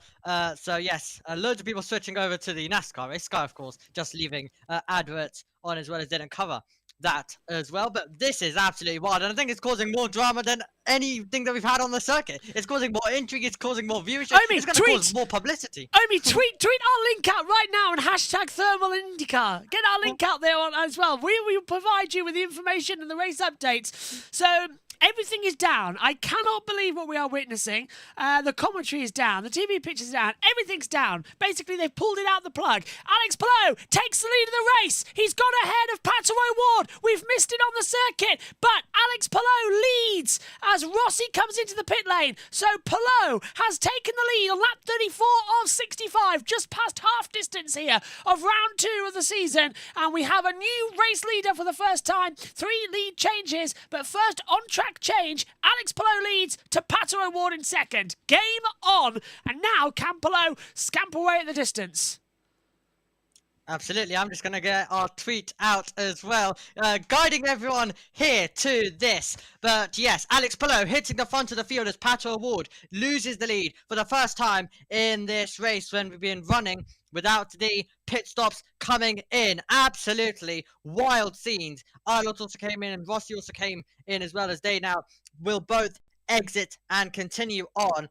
But this is absolutely wild stuff, and yes, makes our job quite hard. Everyone else has just gone to other stuff, but we're here continuing on with this and trying to commentate off a timing board, where we've done that a couple of times, so we have a bit of experience. We have, thankfully, in pre-season testing, and we've got updates on the circuit. O'Ward just pitted, is now second behind Palou, is yet to pit, so Palou has yet to stop in this race. That's why we've got a new one coming through.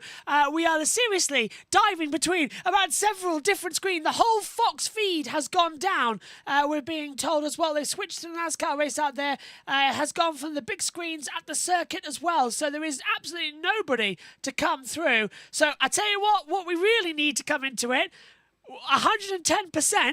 We need Jackson Lambros at the track again like he was last year, and he'll be with us at Long Beach trackside in a couple of weeks' time. Alex Palou, your leader at the moment, to a lap, well, just 23.3 seconds, but he's yet to stop. That's indicated by the number 1 off at this current moment. So yet to stop in this race. Let's take a look. Alex Palou for a second stop. Christian Rasmussen is yet to do a second stop as well. 3 stops for Devlin DiFrancesco, 4 for Callum Milot, who had issues early on. So really, it's just Palou who has got to come in for a second time, and as I said a second ago, that of Devlin DiFrancesco, who's now apparently come in again for a second time. So I think it is now, Rasmussen's boxed in, so it's just Alex Palou left. Omi, this is insane. Absolutely, just getting our tweet out there as well, guiding everyone and directing everyone to our stream. But yes, we are currently seeing some absolutely, well, we definitely didn't expect this. We expected a calm race, but as I mentioned, this is just going to cause more publicity. It's going to get more attention to this race than we were originally going to have, because we were going to consider this one of the races which definitely wouldn't be remembered as the all-time greats. But we now have a moment which will definitely be talked about, as it's blown everywhere, and tracks like they're showing NASCAR, well, it's just barely believable. It really is, and now we're all monitoring the timing screens. Look at and Alex Palou has come into the pit lane. Right, he was on black primary tyres, and the gap was 23.3817 seconds. Take a look to your driver tracker, folks. The number 10 is going to be Alex Palou. You need to look out for the number 5, which is coming through turn 15 and 16 now. That is going to be Pato O'Ward. Hello, everyone. How's it going? Going very well, Mr. Turner. Ultimate chaos to come through, and that's why we're coming in. Right, into the lead of the race, back goes Pato O'Ward. So O'Ward has retaken it. The question is Palou going to get out ahead of Christian Lundgaard and essentially also Kyle Kirkwood? Kirkwood is coming through now, turn 15 and 16, and he is going to clear him by a country mile, but he's lost position to Lundgaard. It's a McLaren 1-2 once again. The top three that started this race are back in position. It's Palou who's down to third. O'Ward leads Lundgaard, Palou, and then Kyle Kirkwood will slide to fourth position with Herter. And look at Rosenquist. He's got ahead of Christian Rasmussen, who just stopped. So now that has put... And in fact, Rasmussen dropping down a couple of places there on our timing screen as it readjusts itself after the pit monitor. Really is quite a challenge having to commentate on just timing screens. We will try and get our opportunities back. We did have throughout this race as well the ability to show onboard cameras. However, they also went down at the same time. And joy of joy, we've got our pictures back again, and we have some feed from the circuit. No audio at the moment, but we have TV pictures back at the present moment, and we are now watching Alex Palou with Christian Rasmussen, I believe, just behind him as he comes down into the braking zone at the back half of the circuit at turns number 5 and 6 at the hairpin before splitting off through 8, 9, 10 and then the tight S's section at the back of the circuit. What a crazy race this is turning out to be. Helicopter camera is the only one we have. So for your timings and TV pictures, it's going well. And the reason, let's have a look. Our INDYCAR production truck has an electrical issue. We are working to get it fixed as quickly as possible. In the meantime, we have NASCAR bonus coverage on Fox and FS1 until the INDYCAR truck is back online. So that's what's happened for the loss of international pictures and TV pictures. Jacob Abel has come into the pit lane. We've now only got a helicopter camera above us as well. No sign of Tom Gaymore commentating on the race, so it's on to us, and it feels like I am back in the 1990s and 2000s when we didn't have any graphics. We just had the pictures, and it's up to us to guess what's going on. Now, you need those spotters guides out. Yep, absolutely. If you thought it was hard to identify earlier, JB, well, we've got one helicam to try and figure out and see what is happening from far distances with the sun out here as well. Let's get ready to try and do some identifying. It's not the greatest, is it, as we now take you back to our timing tower with all of the drivers on, and us two up here in the comms box as well as the driver tracker, just in case we get our telemetry back. It's lap 37 of 65 at the moment, as we're now watching the top half of the battle and a move going on. I wish I could tell you who it is and where it's going on out there on the circuit, but it still is having a few technical gremlins with identifying the cars, and the helicopter camera's not helping us because it's so far away, high above the circuit. It's quite difficult. So Fox apparently are still showing Homestead. So if you're watching stateside, this is the only action we have. Sky are sorry about the sound problems, as more going on further down. That's going to be...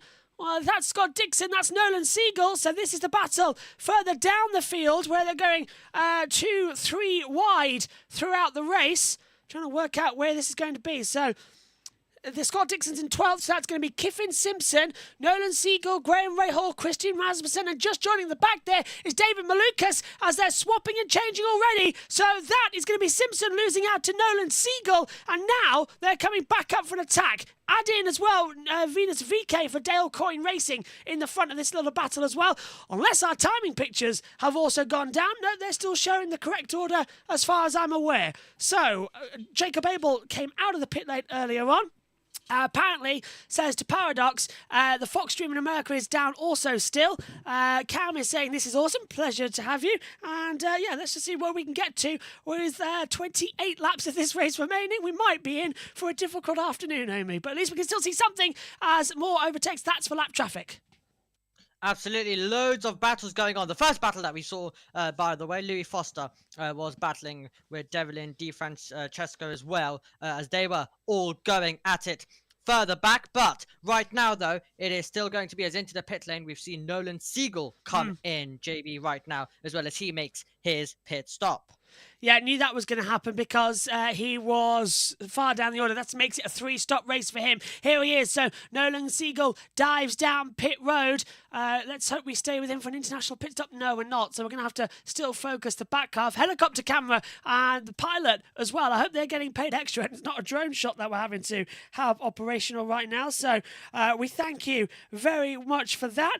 Now is a good opportunity to remind people that the Spotter's Guide is available. And I certainly have got it in my hands as well. So this is unbelievable action as well to try and bring this through. So still going on and still got the action. It's 27 laps to go as we now take a look up front. Dive on the inside.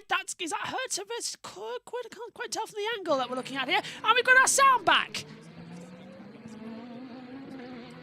Rasmussen now ahead of VK. That is for 14th place. VK dropping like a stone. What's wrong with VK, Mr. Hinchcliffe? What is he on? Used tires? He's on the hards. He's on shards. Okay, so we've got our commentary, we've got our TV pictures back again. We're back in action here. Finally, pictures back in the sound, graphics that you're relying on you to know what's where. Sound is back. We are back in action, and my goodness me. Let us never... hang on. They've gone again. Okay, well, they had it back and they've gone again. So we've still only got helicopter cameras. But we've got graphics, so we'll take that. Yeah, we appreciate everyone who's joined us and stuck with us, and we hope you stick with us all the way to the checkered flag as well. And also a huge thank you, of course, to everyone who's been working behind the scenes, because this is quite a big disaster when everything goes down. So we appreciate everyone who's tried to fix this as soon as possible. We've got track audio, and we've got some cameras, but we don't have commentary back 110% yet. We're riding now on board with, I believe this is going to be Santino Ferrucci's car. Yes, it is, in the number 14. Having a little look on the inside, and he's running. Where is Ferrucci running now on our order? Thank you very much. 16th position behind Venus VK, is just ahead of him. Okay, let us never speak of those 10 laps again. Got it? Got it. Yes. Ferrucci behind fan favourite.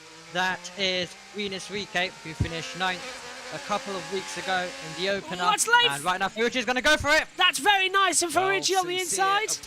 There's Tom Gamemore back with us. Great move, though. Back on the inside, and that's going to be up into P15. VK down the order once more. 15th and 16th now do swap over. So, 26 laps to go. Lap 40 of 65.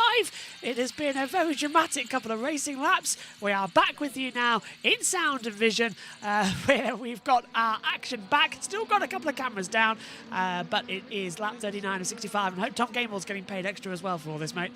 Oh, hang on a minute. Now we've got negative. The helicopter camera flashing. This is absolutely appalling. There's going to be people saying, please give it back to NBC quickly. Absolutely. Or a better suggestion in the chat, give it to us. Yeah, give it to us. I don't think our onboards are back yet. Let me have a look. If I want to see where O'Ward is at the front of the field. Have we got our onboard pictures back yet? Oh, we do. We do. Excellent. So we haven't seen him in a while, but here he is. That's our race leader, Pato O'Ward. 4.7 seconds ahead to Christian Lundgaard at the front of the field, and he is having an absolute barnstormer. Don't use the deploy. He's only got 68 push-to-pass seconds left, but look at the hybrid. It's at 98%. That recharges in the braking zone throughout the race as well. And our leader is going very, very strong indeed. We'll catch up with them back then at the brakes as we return. Still on board now. Quite difficult to tell who's where on this runaround. It's coming into the S's section. I really need a bigger... We need the spotter's guide for the front angle, not the side angle, to tell who's where. Still going on, though, as Will Power tries to make his way up to the feed. Devlin Di Francesco also having an attack through. Kyle Kirkwood lapping the traffic. Yeah, so still going well here. Andretti, come on, one step up as well. Ask them and get the streaming rights. Yeah, we might as well have the streaming rights, Jack. lap 40 then. No, lap 41. Again, INDYCAR's timing screen for Fox is a lap behind compared to us. Absolutely. Shortsman currently has the most push to pass left as well, and they're all going to have to definitely consider using that in the remainder of this race. Loads of drivers having to get past traffic, loads of drivers having to make on track position change moves as well. So quite a lot going on around this circuit. Of course, we're into this stage of the race where it all starts switching around. I think Award's into the box.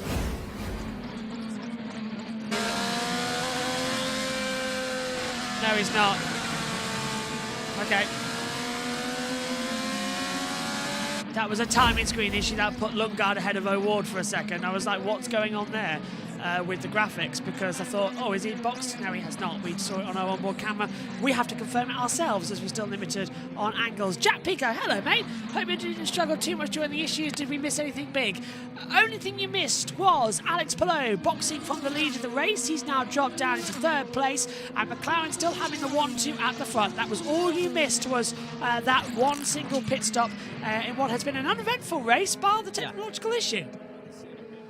Yeah, absolutely. And of course, Alex Palou making the move as well for the race lead as well. But that is about it. We do, well, it's happened at a right point of the season. It's a race that we don't have much on-track action, so it's a perfect race to have it in as well. So luckily we didn't miss too much going on around this circuit. Palou, though, is going to be in the wheel tracks. Lundgaard and Palou are close. That's currently 2nd and 3rd on the road. Palou, who had a run on Lundgaard in the opening lap of the race, got a good jump when we went green.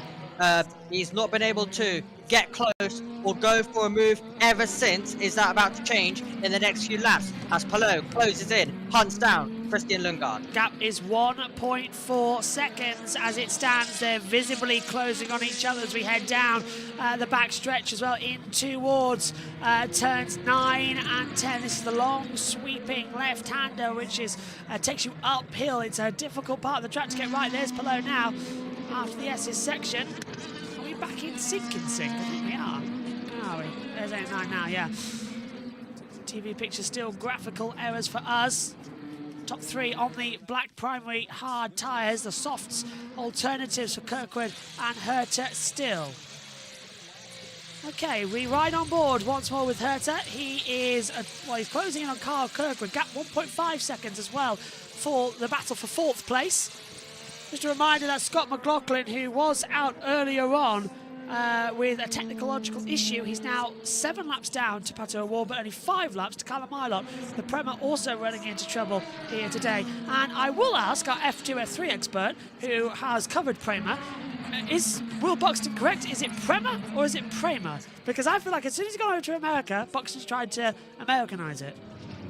Yeah, absolutely he has. But I think in Europe we do go with Prema as well. Absolutely. That is how they refer to, that's how the drivers refer to them. That's how everyone really in Europe, which is where they have gone around.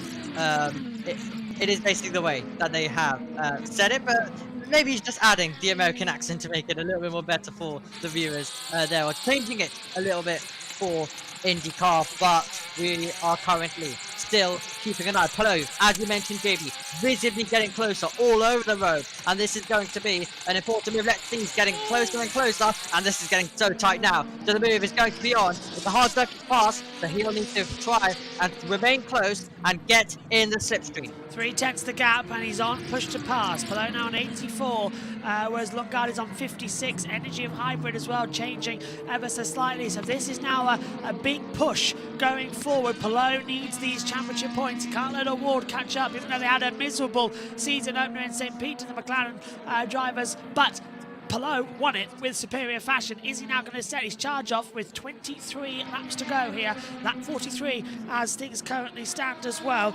Coming down on the angle, Fox has said our coverage of the Thermal Club INDYCAR Grand Prix has resumed on Fox. Meantime, battle for 2nd and 3rd, battling hard as we come out of the hairpin, down the backstretch, past the pit lane entry commitment line. And are we going to see a little run here for Palou? That's where we should have started the race. It was more logical than where we have actually put the green flag out back here on the exit, because we saw the accidents even before the race began with Scotty Mack. Yeah, absolutely. And of course, that graphic was wrong that came up on screen a few moments ago. For anyone who was synced up with us, we have seen pit stops come in, and everyone has done, most drivers have done, of course, that second pit stop. So different tire lives coming into play. But our eyes currently, as we get back going and get everything back running with INDYCAR right now, all our eyes are set on this battle for second place. Pallou's not been able to get close, or this close. Now he's got an opportunity. Let's see whether he can set it up. You can see really gets close at this part of the circuit. It's about, can he stick with Lundgaard through the next few couple of corners, and can he then get in the draft to go on the attack? Down then towards turn 7, 8, and 9, the back half of the track. Palou swings the car in. Now you might notice as well that some of the track has got a red sidewall paint, others blue. That's because the Thermal Club has more layouts, I think, than what we have at Paul Ricard, and the track is identified as north and south, so the blue part as well changes in. Typical of America to choose the red and blue, and then of course the white lines define the track edges. It's a very American circuit here in the Valley, and of course spectators are here, but the rich and famous watching on here in the thermal valleys, watching on, and with their houses literally right next to the circuit. They get a Grand Prix for the first time here at Thermal Club. Absolutely. What a battle though. What two drivers we have debating this second and third. Lundgaard a known quantity when it comes to INDYCAR. Alex Palou chasing 3 championships in a row as well. Would be his 4th championship if he is able to get it. And of course he's a driver that finds himself really the one to watch coming into absolutely every single season. Is anyone going to be able to beat him is always the question that we put forward. And now Lundgaard is ahead, Award is ahead, but Palou wants to change all of that. And right now he is really following in the wheel tracks. And if he does get a sniff of an opportunity, we all know he's going to go for it. We all know he's going to take it. We know what type of driver and how talented Alex Palou is. We're trying to get an onboard look, because I think, yeah, Lundgaard is looking behind to Palou, and Palou's getting closer and closer and closer, so we want to give you an example of what that looks like up here on JB Motorsports with our camera, but it's still loading in. Now we get to see it. So this is on board with Lundgaard. Looking behind him is Alex Palou as they come down into turn 7. When is Palou going to start gaining up and going for the overtake? He's closed in as dramatically as he possibly can. The gap is now 0.4 of a second. 70 seconds left to push to pass for Alex Palou. 48 for Christian Lundgaard. He really is using it, but the hybrid power, both of them, keeping that fully charged. It's up at 97, it's up at 100 as well, so they are pushing Omi, and I think that's going to be the critical factor here, is the fact that both of them don't want this to stop. Yeah, they're both really pushing hard. They'll have to balance out how they utilize their push to pass as well. 47 seconds left for Lundgaard. It is 66 coming in for Alex Palou, so he's definitely got a lot more to deploy, a lot more to use for the driver that started 8th a couple of weeks ago, ended up though as the winner, and that was brilliant stuff from him in the season opener. Doesn't look like it's going to be the same way today, but let's see whether he can get himself up to second place, and that's going to be his aim at this stage. And then of course, if there's late dramas with any cautions, he'll then look and set his eyes on Award. But this is the exact result that Award needed. He really needed to settle in after a poor round for McLaren in the season opener. It was really important for him to settle in and get going, because if he wants to get this championship, if he wants to be in contention, he's going to have to be consistent this season. Another close battle up there on the circuit. Will Power and Marcus Armstrong. 8th for Armstrong, Power in 9th, separated by 0.7 of a second. We'll keep an eye as we go. Connor Daly and Devlin Di Francesco, 15th and 16th. In fact, that might change over quite shortly, actually, on the running order. So there are other 2 closest. So 3 battles we have in the whole area of the circuit right now to keep our eyes upon here at Thermal Club. What a tense day this is turning out to be. 20 to go here before we get going. Got another 45 minutes on air, we understand, and I think I was going to join the NASCAR broadcast after this and hop in with the boys. I think I might need to lie down. That was the most energetic action I think I've had to do in many a year, because nobody does IndyCar watch-alongs on YouTube. So the pressure of responsibility suddenly jumped up high when people are listening to us on USON and on YouTube, and we need to give you information, and hopefully you're enjoying the graphics, and hopefully you're enjoying our coverage, and if you are, stay with us. We're here all year, and including for every single day of the Indianapolis 500. We're bringing you every single second with more graphics, more angles and everything across all of the month of May. And that's creeping up on us very quickly. Colton Herter is coming into the pit lane as well, Omi, finally. Are you looking forward to that, Absolutely. Yeah, absolutely. Looking forward to Indy 500 and the entire process that goes on behind it. Really cannot wait for that. But yeah, extra responsibility for you coming in, even when you have someone like me in the booth who doesn't have a clue what he's talking about. So it's even more responsibility having to do it on your own. You've been an absolute star with your notes. Hold up your notes, I feel, to the camera that you've made. They are fantastic. I had to do them in 1 hour. I had to do them in 1 hour. See? I had to rush them and get them done in 1 hour because, of course, I texted you for confirmation whether I was coming on. And the answer was yes. So then I just had to quickly get some basic info on the drivers, because I don't really have a clue. I didn't really look at anything. I didn't even watch the full race for round 1. So, you know, really had to catch up very quickly. And I had to even watch the qualifying highlights as well in the 5 minutes that we had only. It was only 5 minutes, that qualifying highlights, I noticed as well. Dixon, Rasmussen, Foster, Ericsson, Schwartzman all diving in as well. They're all changing tyres coming through. So I don't want to throw down there. Red tyres going on with 19 laps to go. So they've got the opportunity to do something really funny here to keep it on. But yeah, not too bad a situation run around. Lundgaard's exited pit lane. I would throw down, but at the moment we haven't got many on camera. Lundgaard does have a camera. Excellent. Okay, so is it going to work for me? There we go. Whether or not it loads in, we don't know. We'll still try and find out. Not everybody who's stopped had a camera. Here we go. This is Lundgaard. Kyle Kirkwood's in as well. We can hear that Lundgaard is in the pit lane. Here he is now. We get to see another pit stop, everybody. Half a turn out. Half a turn out. You'll have 3 open boxes here. Coming for primaries in 3, 2, 1. On the marks, half a turn out, guys. So that's the front wing turning for half a turn. A lot of fuel going in. Clear out all the way. Not a bad stop there from Christian Lundgaard. Let's see as well, because we've also got in Felix Rosenquist. He has an onboard camera as well. Let's get him actioned up as he switches in with the Cyrus XM car. Devin DiFrancesco changing as well. He's gone on to sticker reds. New older reds going in for Rosenquist. Oh, did he run over a jack there? The rear of the car on Rosenquist lifted up. I think he must have run over either one of the guns or maybe got a tyre. He says he's all clear, but he definitely clipped something. You can see it was changing around. Okay, so we'll double check. Does Devin DiFrancesco have a camera? No, he does not, so we can't bring you that. Sorry, everyone. But yeah, Omi, it looked like it jumped, and we spotted that because we were live on air with it, but it looked like it jumped up. Yeah, absolutely. When we were watching it, it definitely did look that way, that there was something there. The road is open, though, for Alex Palou. He's got a bit of clean air. He's been stuck behind. We know how hard it is to overtake. So even if you've got the pace, it takes a lot to be able to get by. But what he does now have is clean air to push on. But the undercut has been strong as well so far, so that's all going to balance in, and then we're going to work out how this one is going to play out, with Palou and Award still going to come in for their third pit stop.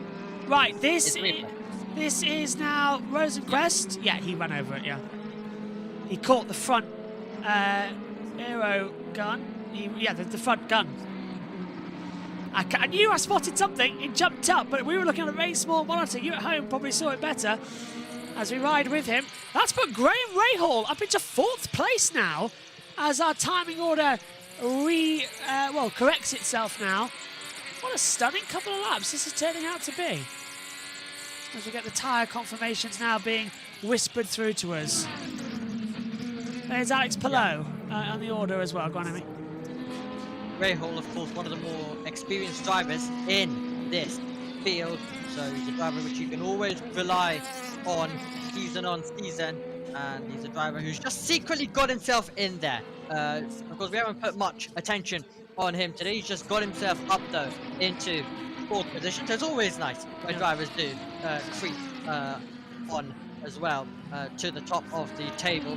And when we finally notice that they've got themselves into contention. But we're just currently taking a look at Alex Palou as he navigates his way through around the circuit, waiting for his pit stop as well, possibly to come in very, very soon. Yeah, he's got, I'm trying to find out how much he's got then to Christian Lundgaard, who is further behind at the moment. He hasn't come up on our time and time. Palou pits, okay. No. So you were spot on, Amy. Alex Palou coming down pit road. Let's take this opportunity to head down for 1-2 pit road and hope they work. And Palou chooses now to put on the Sticker Soft. Brand new set of soft tyres. Take the fuel. Jack. This is going to be the most important stop of the day for the 10.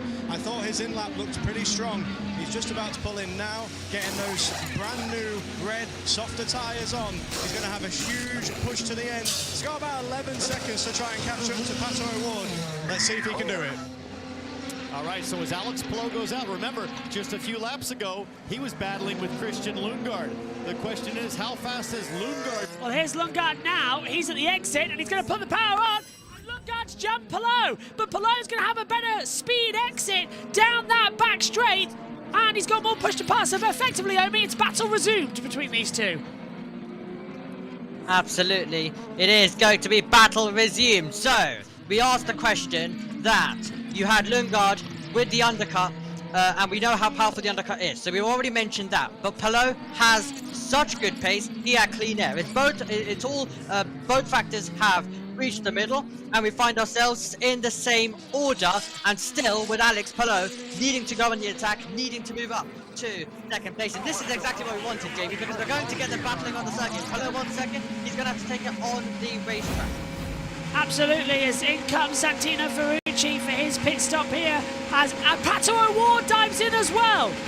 Okay, well that's Ferrucci leaving the pit lane. We'll leave him, who's got on a new set of tyres, and we will join our race leader, Pato O'Ward, who is coming down pit road. Our race leader is in for a new set of tyres. 2, 1, on the mark. It's going to be a brand new set of black primaries and the ending fuel. 15 laps to go. It's a splash and dash and away. All clear, all clear. He's got 42 seconds to Lundgaard. This should be quite easy. O'Ward has this in hand here today with a sheer perfection run. It's such a long bit exit here. A group of cars in turn 1 now. 2 cars in a long and a win. Turn 1 is clear. And away. Turn 1 is clear. Track is clear. And O'Ward lifts up to go. That was brilliant. Here goes Pato. Oh, and that's going to be Lundgaard v Palou. And he's going to go side by side of the exit. Palou kicks up the dust. Lundgaard's on the inside line. It's literally hard compound versus soft compound. Palou will have the braking zone. He goes through. Lundgaard does the cutback. Down at the double hairpin of 2 and 3. Down through the 5-6 chicane. They're still side by side. Lundgaard keeps ahead. Palou will get the traction with that push to pass though. Activated as they head down. He looks at the inside line again. Dives up. Lundgaard tries the undercut. Oh, this is fantastic. It's like Senna and Mansell back at a ref in 1985. Can they get this together? Down we go once more into the braking zone. The long turn 7. Lundgaard sends it round the outside. Palou gives him enough room. And Palou stays ahead. Even the engine noise in the valley giving us a spectacular run. That was sheer brilliance. And Palou to go second. What a battle between those two drivers. And we kept previewing it for so long, and we knew it was going to be good. It absolutely delivered. Palou gets the position that he wanted, but it wasn't just one simple move. It was corner after corner of brilliance. Lundgaard didn't want to give it up, and he absolutely was tucking in the draft. They were balancing out with the push to pass as well. That was phenomenal racing, corner after corner, millimeters away from contact as well, we have to mention. At so many times, we saw the cutback done multiple times as well. That was absolutely phenomenal racing between the two of them, and that shows their racecraft, and that's exactly proves what we were saying about how talented those two drivers are. What a battle, and I think that's definitely something that is going to be remembered from this race, along with, of course, the failure that we had earlier on. I mean, does that beg the question that it's not really the circuit that's the problem, it's the cars? Because that side-by-side was handled really nicely, on the same type of fuel, same type of strategy, and we got close racing at a part of the track which is quite tight. So is it not the track, but more the cars? It absolutely could be. I'd love to get chat's opinion on that as well. But yeah, I think we also had a balance of Palou just had more pace in general. Lundgaard, though, a talented driver. We've seen so many battles just be sorted in one corner. Lundgaard didn't want to give it up, and that's what led to them battling so many times, and that's what led to them battling so hard for so long. As we take a look at a replay, it was a late dive bomb first of all from Palou to get it, and then it was just brilliant racecraft, brilliant awareness coming in from Lundgaard to straight away fight back. And as I mentioned, it was millimeter stuff. So I think it's definitely a mix of everything, really. You have to give it to the drivers as well. They put their cars in the perfect position at every single opportunity, which is why the battle continued for so long. But also, in terms of in general, it is slightly due to the cars as well, we have to say. But yeah, it was just brilliant from these two. The track is finally rubbing in, Paradox puts out as well. P51 Mustang Fly says, that was awesome, in all capitals as well. And there's always a chance for something crazy here. It really, really is. Glad you're all enjoying it out there as well as we fly in for the final few laps here. And let's check in for the final time today with our wonderful friend and colleague, Tom Gaymore.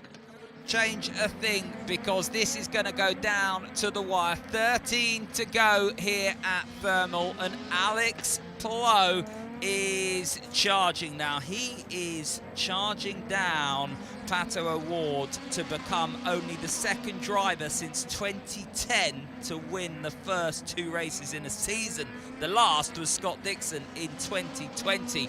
Can Alex Palou do it? 10 of his 12 career wins have come on road courses. If there's anyone you don't want hunting you down, it's Alex Palou. But if anyone can do it, Pato O'Ward can. This is going to go right down to the wire. It's the crescendo that we've been waiting for, that so often we have as IndyCar fans.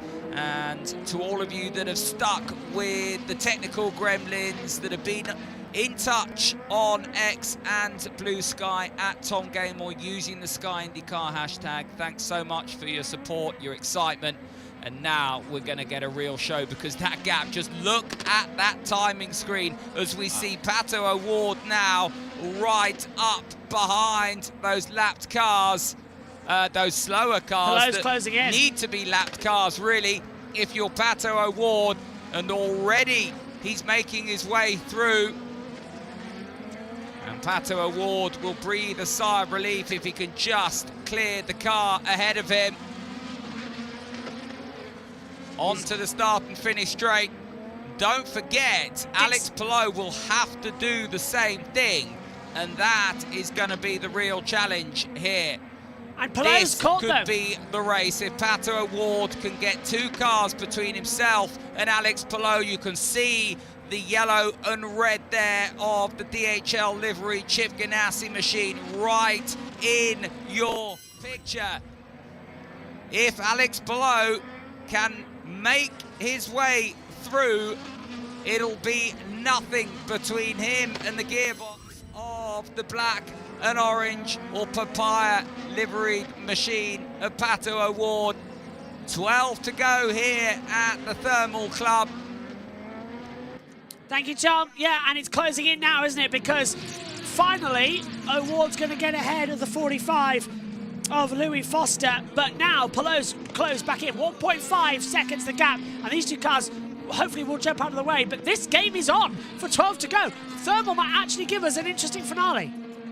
Well, if I remember correctly, a few weeks ago it was close all the way to the end. We didn't really see much other than a move for second place. But today, could we see Alex Palou go back-to-back as well, as he now has to go through this traffic? It's vital that he does so quickly. The traffic played a huge part. It cost Award so much time. Now, Palou needs to make quick work. He's going for it to the inside, and he's going to now get through. This is going to be vital now, JB, for Alex Palou. He's gained time overall, and now he's going to have a chance to win this race. Pato Award has 68 seconds of push to pass, energy to use as well, the extra boost you get. And then Alex Palou has 65 seconds. They're both level on the hybrid power as well per lap. But Award jumping out of the last corner, and that's going to lose him a heap of time. It lost him 0.5 of a second over the line, Omi. Well, he was already losing so much time through getting past the back markers. He's losing even more time, and Alex Palou is really going on the charge. A race that looked like it was going to belong to Pato Award easily could just change at the end, and Alex Palou in the dying stages could take it away with 11 still to go in this race. This is going to be absolutely phenomenal. Can Palou use all of his skill and talent to fight her way through on Award? If we still have plenty of time to go, this is going to definitely get to boiling point, but still there's going to be traffic for these guys to pass. Still, there's so many factors that will decide this. We've got the 83, the 6, the 28, the 30, the 4, the 18, the 90 as well, all still in front of them. And then I want to say as well, it looks like we had the 6. I'm trying to see where they are on the monitor as well. Yeah, the 90's there, but okay, we'll see who else is in just ahead of that running order. Nolan Siegel? No, it can't be. It must have been the 60 ahead then on the board. So that's going to... Yeah, this is going to be close now. 8 tenths between 6 tenths. It's changing as fast as we can say. Just want to bring in quickly from P51. It says, I feel like it's a bit of both. This track seems like it has only one line in most places. So still, when they get side by side, it could be great. I agree with you. It's sort of swapping between it. It's a close single file line, but is that going to work now? Award has gone defensive. He's having to save energy and battery, but Palou is using his push to pass. He's looking to the inside of the last corner. They're getting clipped off between each other. It's a tenth of a second with 10 laps to go here at Thermal, and the battle for the lead is on. How long can Pato Award hold off Alex Palou? The two who have been battling for seasons upon seasons, now doing it here at Thermal in the California desert. Absolutely, this is definitely going to be really interesting to see. Palou was so close to getting by a couple of corners ago, and you've got Award who has to be aware through every single corner of this racetrack if he wants to hang on. Palou is going to take every opportunity that there will be. He'll throw a nose in there. He'll be large in the mirrors. Award's got a huge task here, but if there is a driver who can hold off Palou, it is Pato Award. We know how talented he is, and these two, as you mentioned, who have history over seasons, now battling here in 2025. In our second round of the season. Is this going to be the chance for Palou? Award goes defensive. Palou's not going to buy any of his defense. Dives up the inside down to turn 7. And Alex Palou takes the lead of the Thermal Grand Prix. Sheer brilliance and determination. That Chip Ganassi is unstoppable. And McLaren are struggling for advice out here on how to manage tyres and how to manage pressure. Alex Palou takes the lead, and now looks like he is going to take back-to-back race 1 and race 2, as we will have 9 to go in a few moments' time. It looked like it was going McLaren's way. It looked like they would end with a 1 and 2, but in typical IndyCar fashion, it's all changed around right at the end, and Alex Palou has gone on the attack ever since the pit stop phase. He got through on Lundgaard. He closed the gap in, used the back markers to his advantage, and he's also got past the wall. A bit more of a simpler move than he had to do on Lundgaard, but Alex Palou, absolutely brilliant, and he's found his way to the front. It'll be disappointment for McLaren, considering how much they've led, but Alex Palou, there's just nothing that is going to be stopping him, and he's going to become a back-to-back winner to start off the season. The only thing really that can change this, JB, is going to be traffic. Yeah, and that traffic is closing in now. We can see the 10 got a couple of cars directly ahead. This was the moment then, Omi died on the inside, and Award offered little resistance. Yeah, absolutely. And I think he knew that Alex Palou has just got so much pace, it's not worth possibly getting into contact and costing yourself second place and a lot of points. So it was just a better option there. Get the points for McLaren with a second and third today, and just let Alex Palou go on and win, and it was absolute celebrations for Palou's team as well. What a moment for him and also his team that have put him out there in this position, which and also constantly allowing him to fight as he now goes in search of a 4th title, and he tries to do so. Therefore, well, he tries to become the first driver to do it 3 times in a row as well. So a lot at stake this season for Alex Palou, but he wants the records, he wants to get all the glory, and it looks like this could be a season once again. You cannot get a better start than winning both races as well. And now he's on the back of the Prima as well of Callum Ilott, so this will be a quick sneak through on the inside. Zach watching on a treadmill yelling, says Paradox as well. After a 1-2 this morning, McLaren's 50th 1-2 in Formula 1 over in Shanghai. Can they bounce back? Answer, no. It's going to be a 2-3, so still a podium, and it looks like that record of what I said earlier on from 1976, the last time McLaren scored an INDYCAR race win and a Formula 1 race win on the same day, is still going to continue on. Yeah, that's not going to change. It so looked like that it would change. It so looked like that it would change, but no, it isn't. Palou has got himself back into the position that he's been in so many times in the past. We've got Ericsson and Nolan Siegel as well that are close as well. That is further back in the field. So a few more drivers that are close together for a couple of positions. Those could be the only ones that change. But in a race that was pretty dull when it came to on track, it had a lot going on off the circuit. That is definitely 2 amazing moments. Palou versus Lundgaard, then Palou making the move on award, and there's definitely going to be some big moments from the race that we will absolutely remember. He hasn't pushed as much on push to pass as I thought he has, actually. He's still got 65 with award at 68. This is pure tyre performance from Palou and that car going well. So yeah, it's going to be an interesting couple of bloopers that we can take from this race, certainly. If anybody would like to re-watch this race later on when the international feed went down, Fox, you have our permission to splice our broadcast into your commentary. You have our permission to do that. I might send them a cheeky text to Will Buxton as well saying, need a hand? Absolutely. And yes, in terms of Palou, I think it was just, of course, the tyres, as you mentioned, working so well, combined with the car, combined with the driver. When you add it all up, it is the race lead with 4.2 seconds, and a gap that will be extending all the way through to the checkered flag. That's your top 3, Palou, Award, Lundgaard. Then you have Kirkwood and Herta as well in 5th. 7 to go, lap 59 of 65. Just ticking them down now as we go. And everyone now just looking on, thinking, how have we done this twice in a row? It certainly is a massive feat of brilliance. The only other driver to do this in the current generation was Scott Dixon back in 2020, won at Texas as well, and the second race a week later in our COVID years. I think it's like a song now, doesn't it, as well? But Palou is going to absolutely take this away by a country mile. Next up, it's Long Beach on April the 13th. And then after that, it's Alabama. And then we're over to the Indianapolis Motor Speedway. It comes up so fast. It's going to be quite an energetic month. And we'll be bringing you every single second here on JB Motorsports with watch-along action, with all the timing information, graphics. Even we've got cameras as well from trackside with webcams into garages, onboard action as you've seen today. The month of May, we have got some superior plans for you. Absolutely. It's definitely a long period, but it's an enjoyable period every single year that we get to it.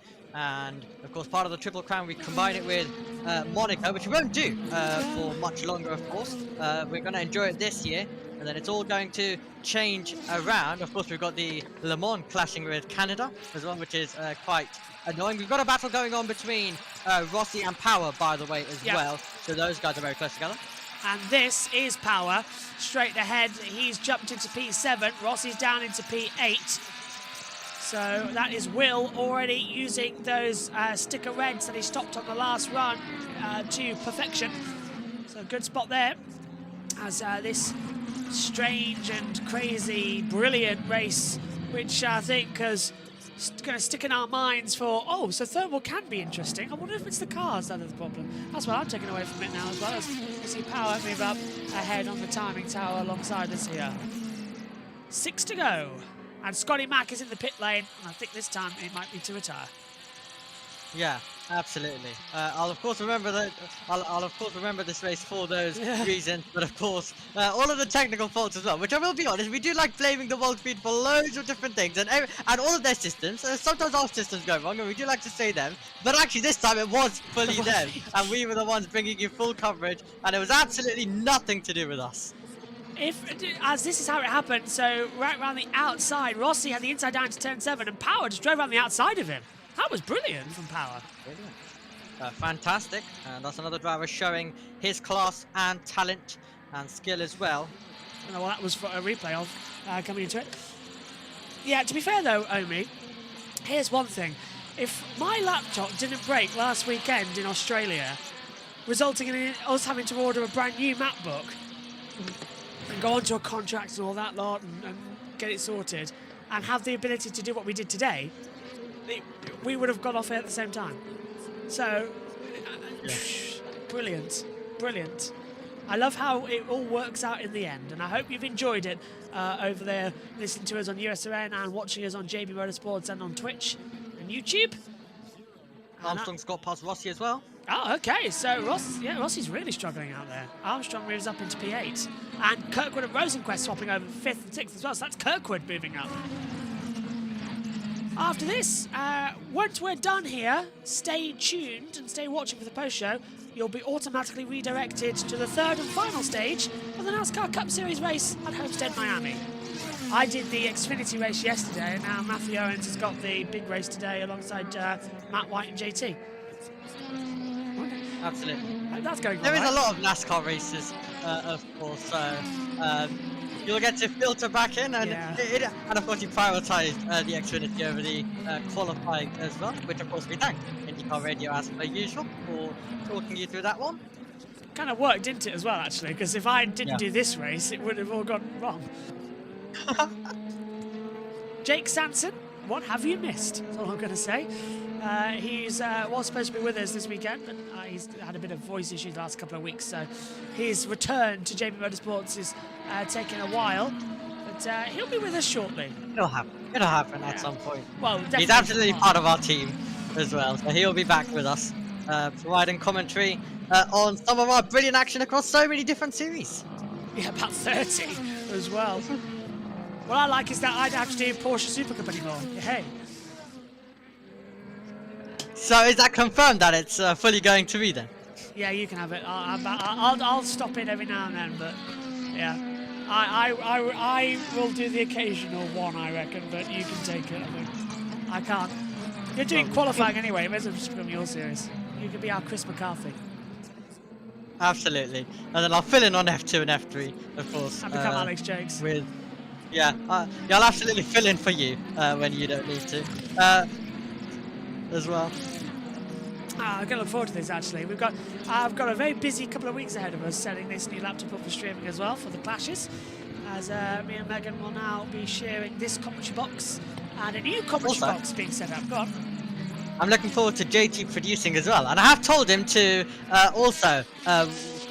I've also told him when he's producing some of the F2 and F3 to basically talk as much as he wants, because I want to get used to a producer. It's always nice to get used to a producer as well in the back of my ear as well. So when JB isn't here and JT's producing the F2s and F3s, then we'll definitely be working with that. Rosenquist just made a move on the inside line. He got ahead of Carl Kirkwood. Kirkwood now on those red tyres starting to struggle. He pitted a few laps earlier compared to Rosenquist, so he's going to be on much fresher with 4 laps to go. I've thrown my pen halfway across the commentary box, so I'm trying to catch it and play with it. So that's not a great sign. But yeah, good stuff then so far in this one. Rosenquist up into 5th position then in the Meyershank Racing, number 60. And there we see Pelot about to lap Scott Dixon. So one Chimp Ganassi driver is about to lap the other Chimp Ganassi driver. Wow. That's for 11th as well. Oh, no, is that Siegel? No, that's Dixon, isn't it? No, my mind's not gone there. That's Dixon's livery. It is Nolan Siegel, for God's sake. Sorry about that, everyone. Helicopter angle. They look exactly. I'm gonna hold my camera up here actually, because I'm not gonna have this. So here is Nolan Siegel's car, right? So there he is on one angle, and where is he? Here is Scott Dixon's car. But from the angle that we had, which was above, you can't see the orange side pod. All you can see is the blue side pod, to which they look both exactly the same. So I apologise if I got that wrong. But I will justify my reasoning. Because even though they are two different teams, one, of course, with Nolan Siegel being in the third Arrow McLaren, and Scott Dixon being in the Team Ganassi Racing. Stage 3 is underway, by the way, for the Straight Talk 400 at Homestead, Miami. With 3 to go here. Oh, yeah. Oh, well, this is going well. Well, I have to say, we are missing a lot of the power, Kirkwood, and all of those little battles that are going on for 6th, 7th, 8th, 9th as well, which we're having to inform you as well. And I also think it's worth mentioning as well for our viewers from Formula 1 who haven't heard yet, as we haven't mentioned it so far, but we had Lewis Hamilton, Charles Leclerc and Pierre Gasly who've been disqualified, underweight for Leclerc and Gasly, while it was the plank wear for Lewis Hamilton, which he got disqualified for a couple of years ago at the 2023 US Grand Prix as well. And don't worry, I mean, I'm filming a special bit for that for when you edit the highlights as well. And don't forget the intro and outro this time. Okay. Great stuff, by the way. Go watch the highlights of the Australian Grand Prix on JB Motorsports too. Omi edited that yesterday, and it was absolutely brilliant. I got that notification and thought, who's been playing around? And I thought, it's Omi. Omi's playing around. Pelot going to lap Siegel, and then Siegel's on the back, actually, of David Malukas. The first time we mentioned him today for an on-track battle. Malukas goes wide a bit. Now, is Alex Pelot going to lead these two to it and have a battle for position? Because, of course, every driver gets a point here in the championship, or is he going to overtake and go wide? I think, actually, he's going to wait. That's nice from Pelot. He's going to wait for this battle because Malukas is making mistakes, and really, Siegel is defending hard, and no blue flag in IndyCar, so he doesn't need to let him through. Yep, absolutely. If a driver does want to, they can, but it is not required like it is in Formula 1. But Alex Pelot, when he's got 9 seconds, which has gone to 8.6, when he's got the gap, he's going to let everyone battle and enjoy their races as well. He's done his success, he's done his overtaking, and he's shown his class, and now it's over to some of the other drivers to do the exact same. But what a performance, you have to say, from Alex Pelot. Delivered absolutely brilliantly today, and he's a few moments away from getting to that checkered flag and becoming a back-to-back winner this season. Here we go again then for Alex Pelot. Didn't expect this to happen in the start of the season, did we? If you had any well-done driver but him coming in to this year, I will want a word with you. It is going to be a second victory of the season. He's a 3-time champion. He's had 83 starts in that time as well. He has put on a mammoth show. It'll be his 13th win on this track. He's only had 2 on ovals. It'll be his 11th on a road course. I'm looking for some, maybe not. He's going to go fantastic. Greg saying that he is Pelot spoiling the papaya party that has been over from Shanghai to here. It is definitely ruined. White flag in the air. This is the final lap. That could take another 1 minute 43 seconds. But Pelot very much just staying in and letting everybody else have their battle as Siegel battles Malukas for a points-paying position as well. And a caution-free race only, but no, by no means nonetheless has it been anything but dramatic. Yeah, absolutely. We absolutely did have a few other stuff going on as well, which definitely had a pause on this race. But for all of the talk at the start of the day, with the McLaren 1-2, Award starting ahead of Lundgaard, Award was able to get away, and then Pelot, as I mentioned, he got a good launch off the start of the race, but he decided to sit behind. He knew he had the pace. He sat behind for most of the race, and it's stuff like that, not going for moves unnecessarily, only going for it when it is required, and it's stuff like that that gets him to the championship, stuff like that that gets him to race victories like this. And on a day which we thought would go to McLaren, instead it looks like it is going Pelot's way if he can navigate the rest of this final lap as he tries to become a 4-time world champion of the NTT IndyCar Series. However, it is going to be some beating for the rest of the drivers if they want to beat this man, because once again he's starting the season brilliantly. He won a few weeks ago in our season opener. He's going to win once again as he's about to take the 2 opening races of our season. Last person to do it was Scott Dixon, went on to win the title. Alex Palou, 2 oval races, now 11 road courses. It's a baker's dozen for Alex Palou, who comes out the last corner, and for 2 years running, he wins here at Thermal in a superb, dominant fashion. This season already belonging to him. St. Pete to Thermal. Can he master Long Beach? Next up. Thank you guys. You guys are the best. And we... Pato Awards will come home in 2nd position. 10 seconds back. What could have been this year in this race? And Christian Lungard in 3rd. A good result for McLaren, but they've had the win and a 1-2 on the grid taken away from them.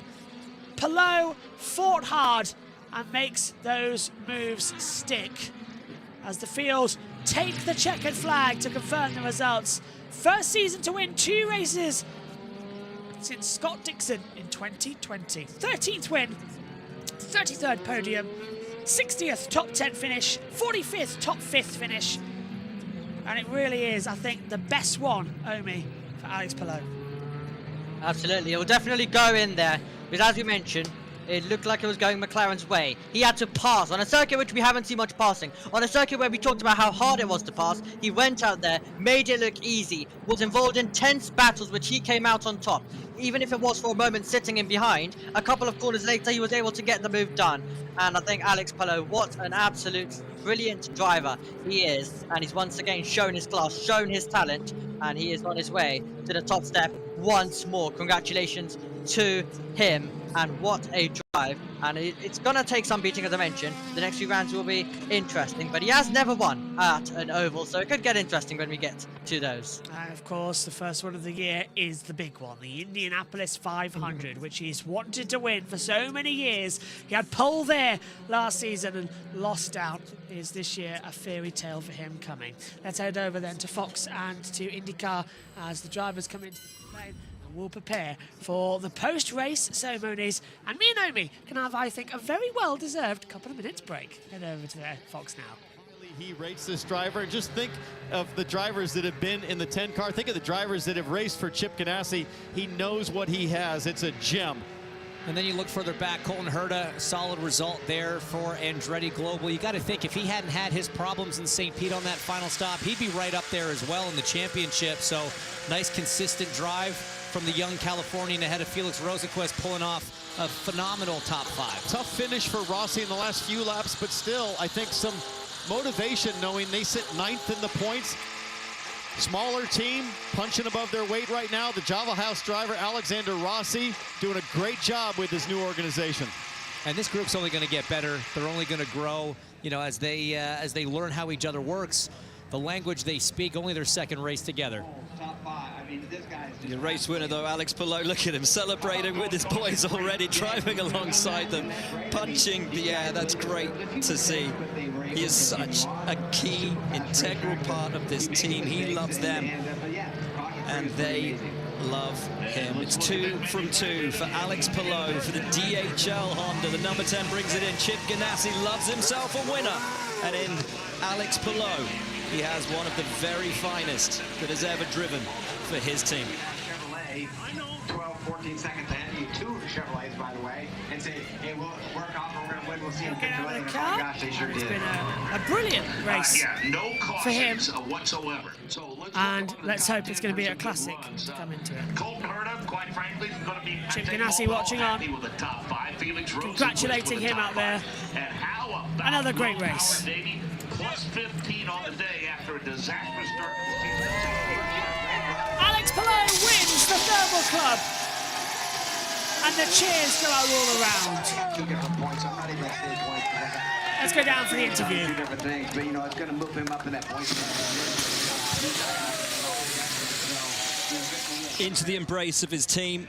Ward and Lundgaard will be disappointed. Of course they will. They wanted the 1-2 today. But how do you stop this guy? How do you stop the unstoppable force that is Alex Palou? Keep grinding, keep working, and knowing you got to be perfect. Caution-free race was something I was not expecting today, guys. Not at all. With everything that we saw in practice, the tire deck, what it was.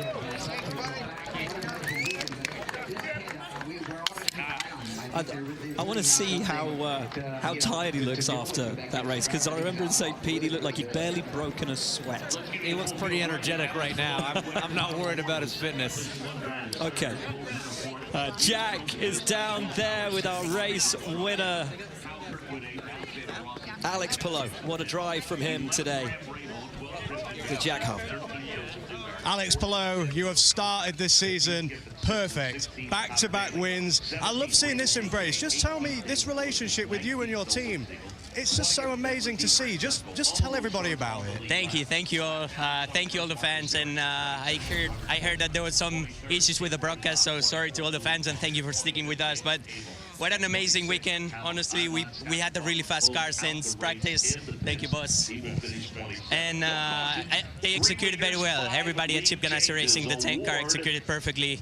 We knew it was aggressive to start with the used reds, and we knew that we were looking towards the end of the race with that tank car, and yeah, we did it. So back-to-back wins feels awesome.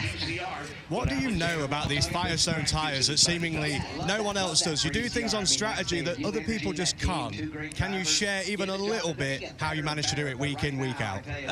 No, I don't know. I have a great team, honestly. Like they give me a great car that I can manage, that I feel comfortable with, and they make it look easy. So they do all the work. I just try and make it happen.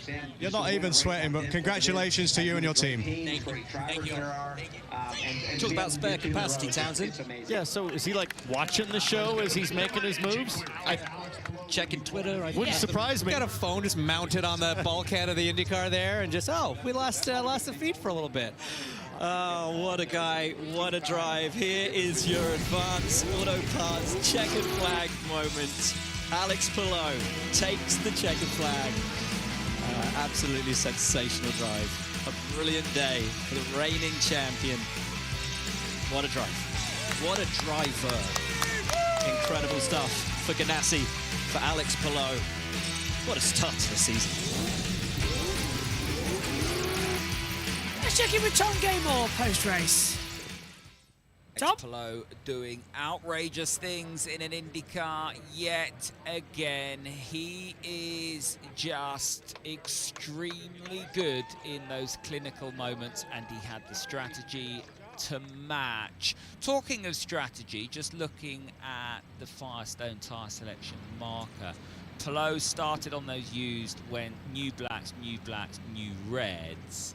Then Pato O'Ward went new reds, new blacks, new blacks, new blacks.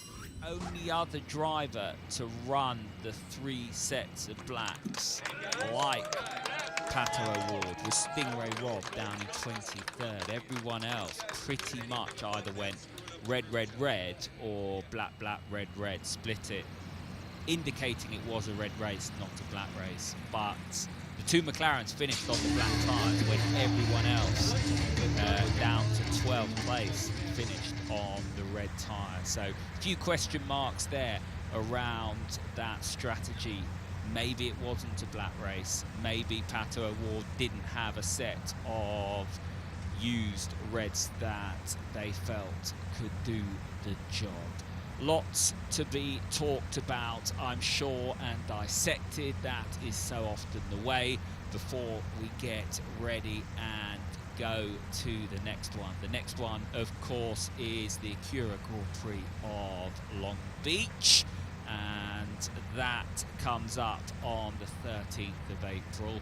Of course, as Alex Palou had the foresight to thank everyone once again for sticking with those issues, not our end, but IndyCar did a great job to rectify those electrical issues, get us back on track so we could see the magic of this man who's done it yet again. He wins the opening 2 races of the season, and he becomes only the 2nd driver to do that since 2010. Alex Palou just cannot stop winning and he will go to the next race, increasing his championship lead. Can anyone stop Alex Palou and Chip Ganassi? Already round 2 of 2025.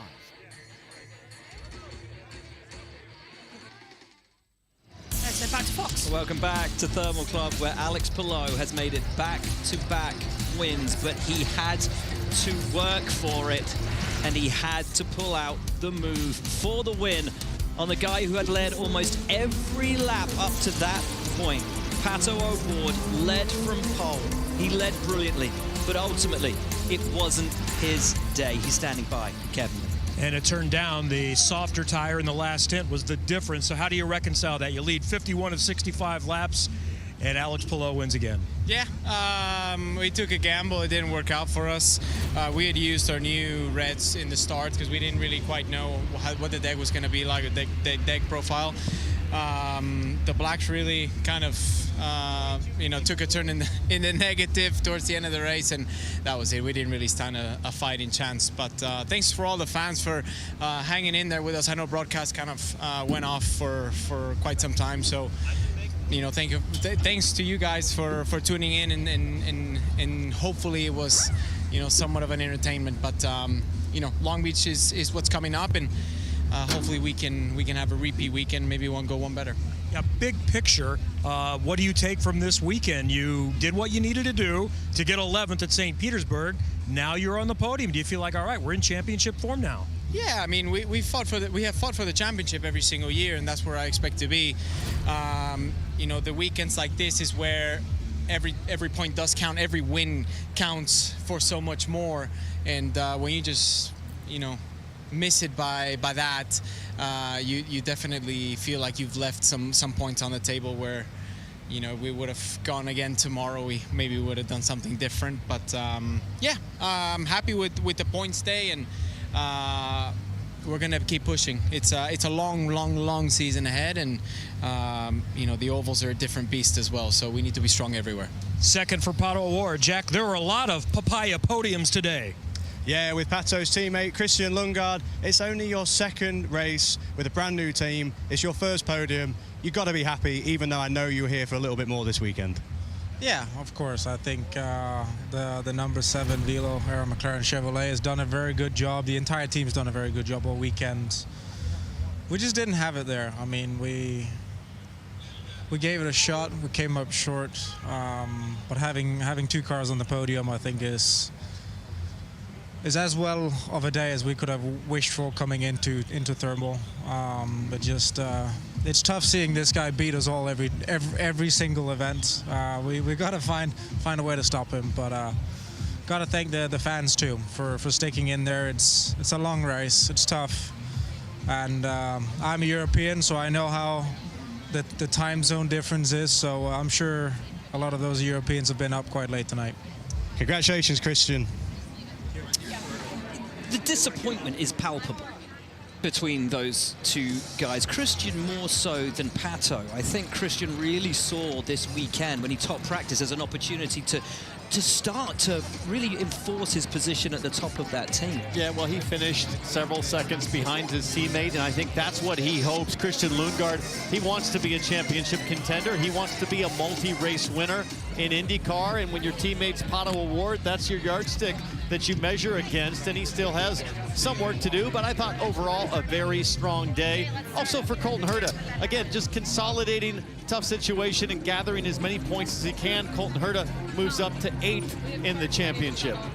Yeah, it's clear that Colton didn't have the pace of the McLarens or of the Ganassi cars, and so best of the rest is what you have to do on those days when you don't get it right. That's exactly what we said at the top of the show. Already thinking championship in week 2 of this series. I want to take my hat off to Graham Rahal. I thought he had a great afternoon out there. P11, made up a few positions from the start, but some lovely moves out there as well. And I would have loved to have seen what Schwartzman could have done without that issue in the pits, because he was flying at one point today. Yeah, we talk a lot about Graham as a great Sunday guy, just pulling out a result, +7 on the day. Definitely not something to be too upset about. But what do you do here when you look at this guy? How are you going to beat him short of stealing his passport so he can't get a flight to the racetrack? Yeah, that might be the only way through. Christian Lundgaard, third place. Onto the podium we now come, Omi, and what an amazing performance we've had here today. It really has been special. Yeah, absolutely. The top three have put in such a performance. It's been great to watch.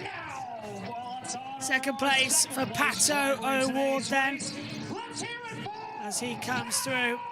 Well done to Pato. Oh, and over in NASCAR, we've had an engine blow up for the second time this weekend. So the cautions come back out there. Yeah, that does not look good at all. Pato O'Ward in second place then. Disappointing day for him here at the Thermal Club Grand Prix. And the race winner once again, though, is going to be Alex Palou. He just can't stop winning, can he? 13th win. And Omi, you're right, he's going for that 4th championship, isn't he? He really is. I think if you need any evidence, then I think the first 2 rounds absolutely show it, that that's his only aim and goal this season. He will be going for top honours, but at the Thermal Club, the Spaniard reigns supreme here in the California desert. There's a look at the championship standings alongside the race results, we're sort of squished in the middle of here on the YouTube stream to come through. The top 3 photo finishers get through, and then it'll be champagne time to come on. No national anthems, just the podium, the celebrations to come in as well. It's champagne time! Out we go then. What a race. Omi, coming to you quickly as we close out here. What are your thoughts on Thermal and your thoughts going in to the next round of the championship? Well, it was an absolutely enjoyable race as well. I think it was slightly dull on the circuit at times, but it definitely had the energy running throughout the whole event, of course, helped by all of our new toys that we have brought in for the show. I think also some of the technical issues they had, I think, brought in a little bit more energy as well. And then, of course, Alex Palou going to work and putting on the pressure and passing. And the way he passed, absolutely brilliant as well. Loved that. And great to be also on an IndyCar broadcast, as I always do a couple every single year. And I think I'll rank this second in terms of my favourite. Indy 500 2023, I think we'll get it, the top honours. But I have to say that today, I will definitely rank this second. A really enjoyable broadcast, great to be with you, and I really appreciate everyone who's bared with us. And I'm happy that I put out the tweet, because I saw a lot of people were commenting on it, also liking it. And someone even asked us how were we even doing it when everything was down. A lot of hard work and a lot of OBS graphics, that's how. Just want to make sure, yeah, there we are. We've been on there now officially longer than Fox, and that's what I wanted. This broadcast, the only one that has shown the whole race with TV pictures as well, plus then also being on air longer. Omi, pleasure to have you in the box. Thank you very much for joining me, and thanks to everybody on JBMotorsports YouTube and Twitch, and a special thanks to everyone on USRN on the Autumn Sports Radio Network, as it's a pleasure that we get to debutise for Matt and the team here as well.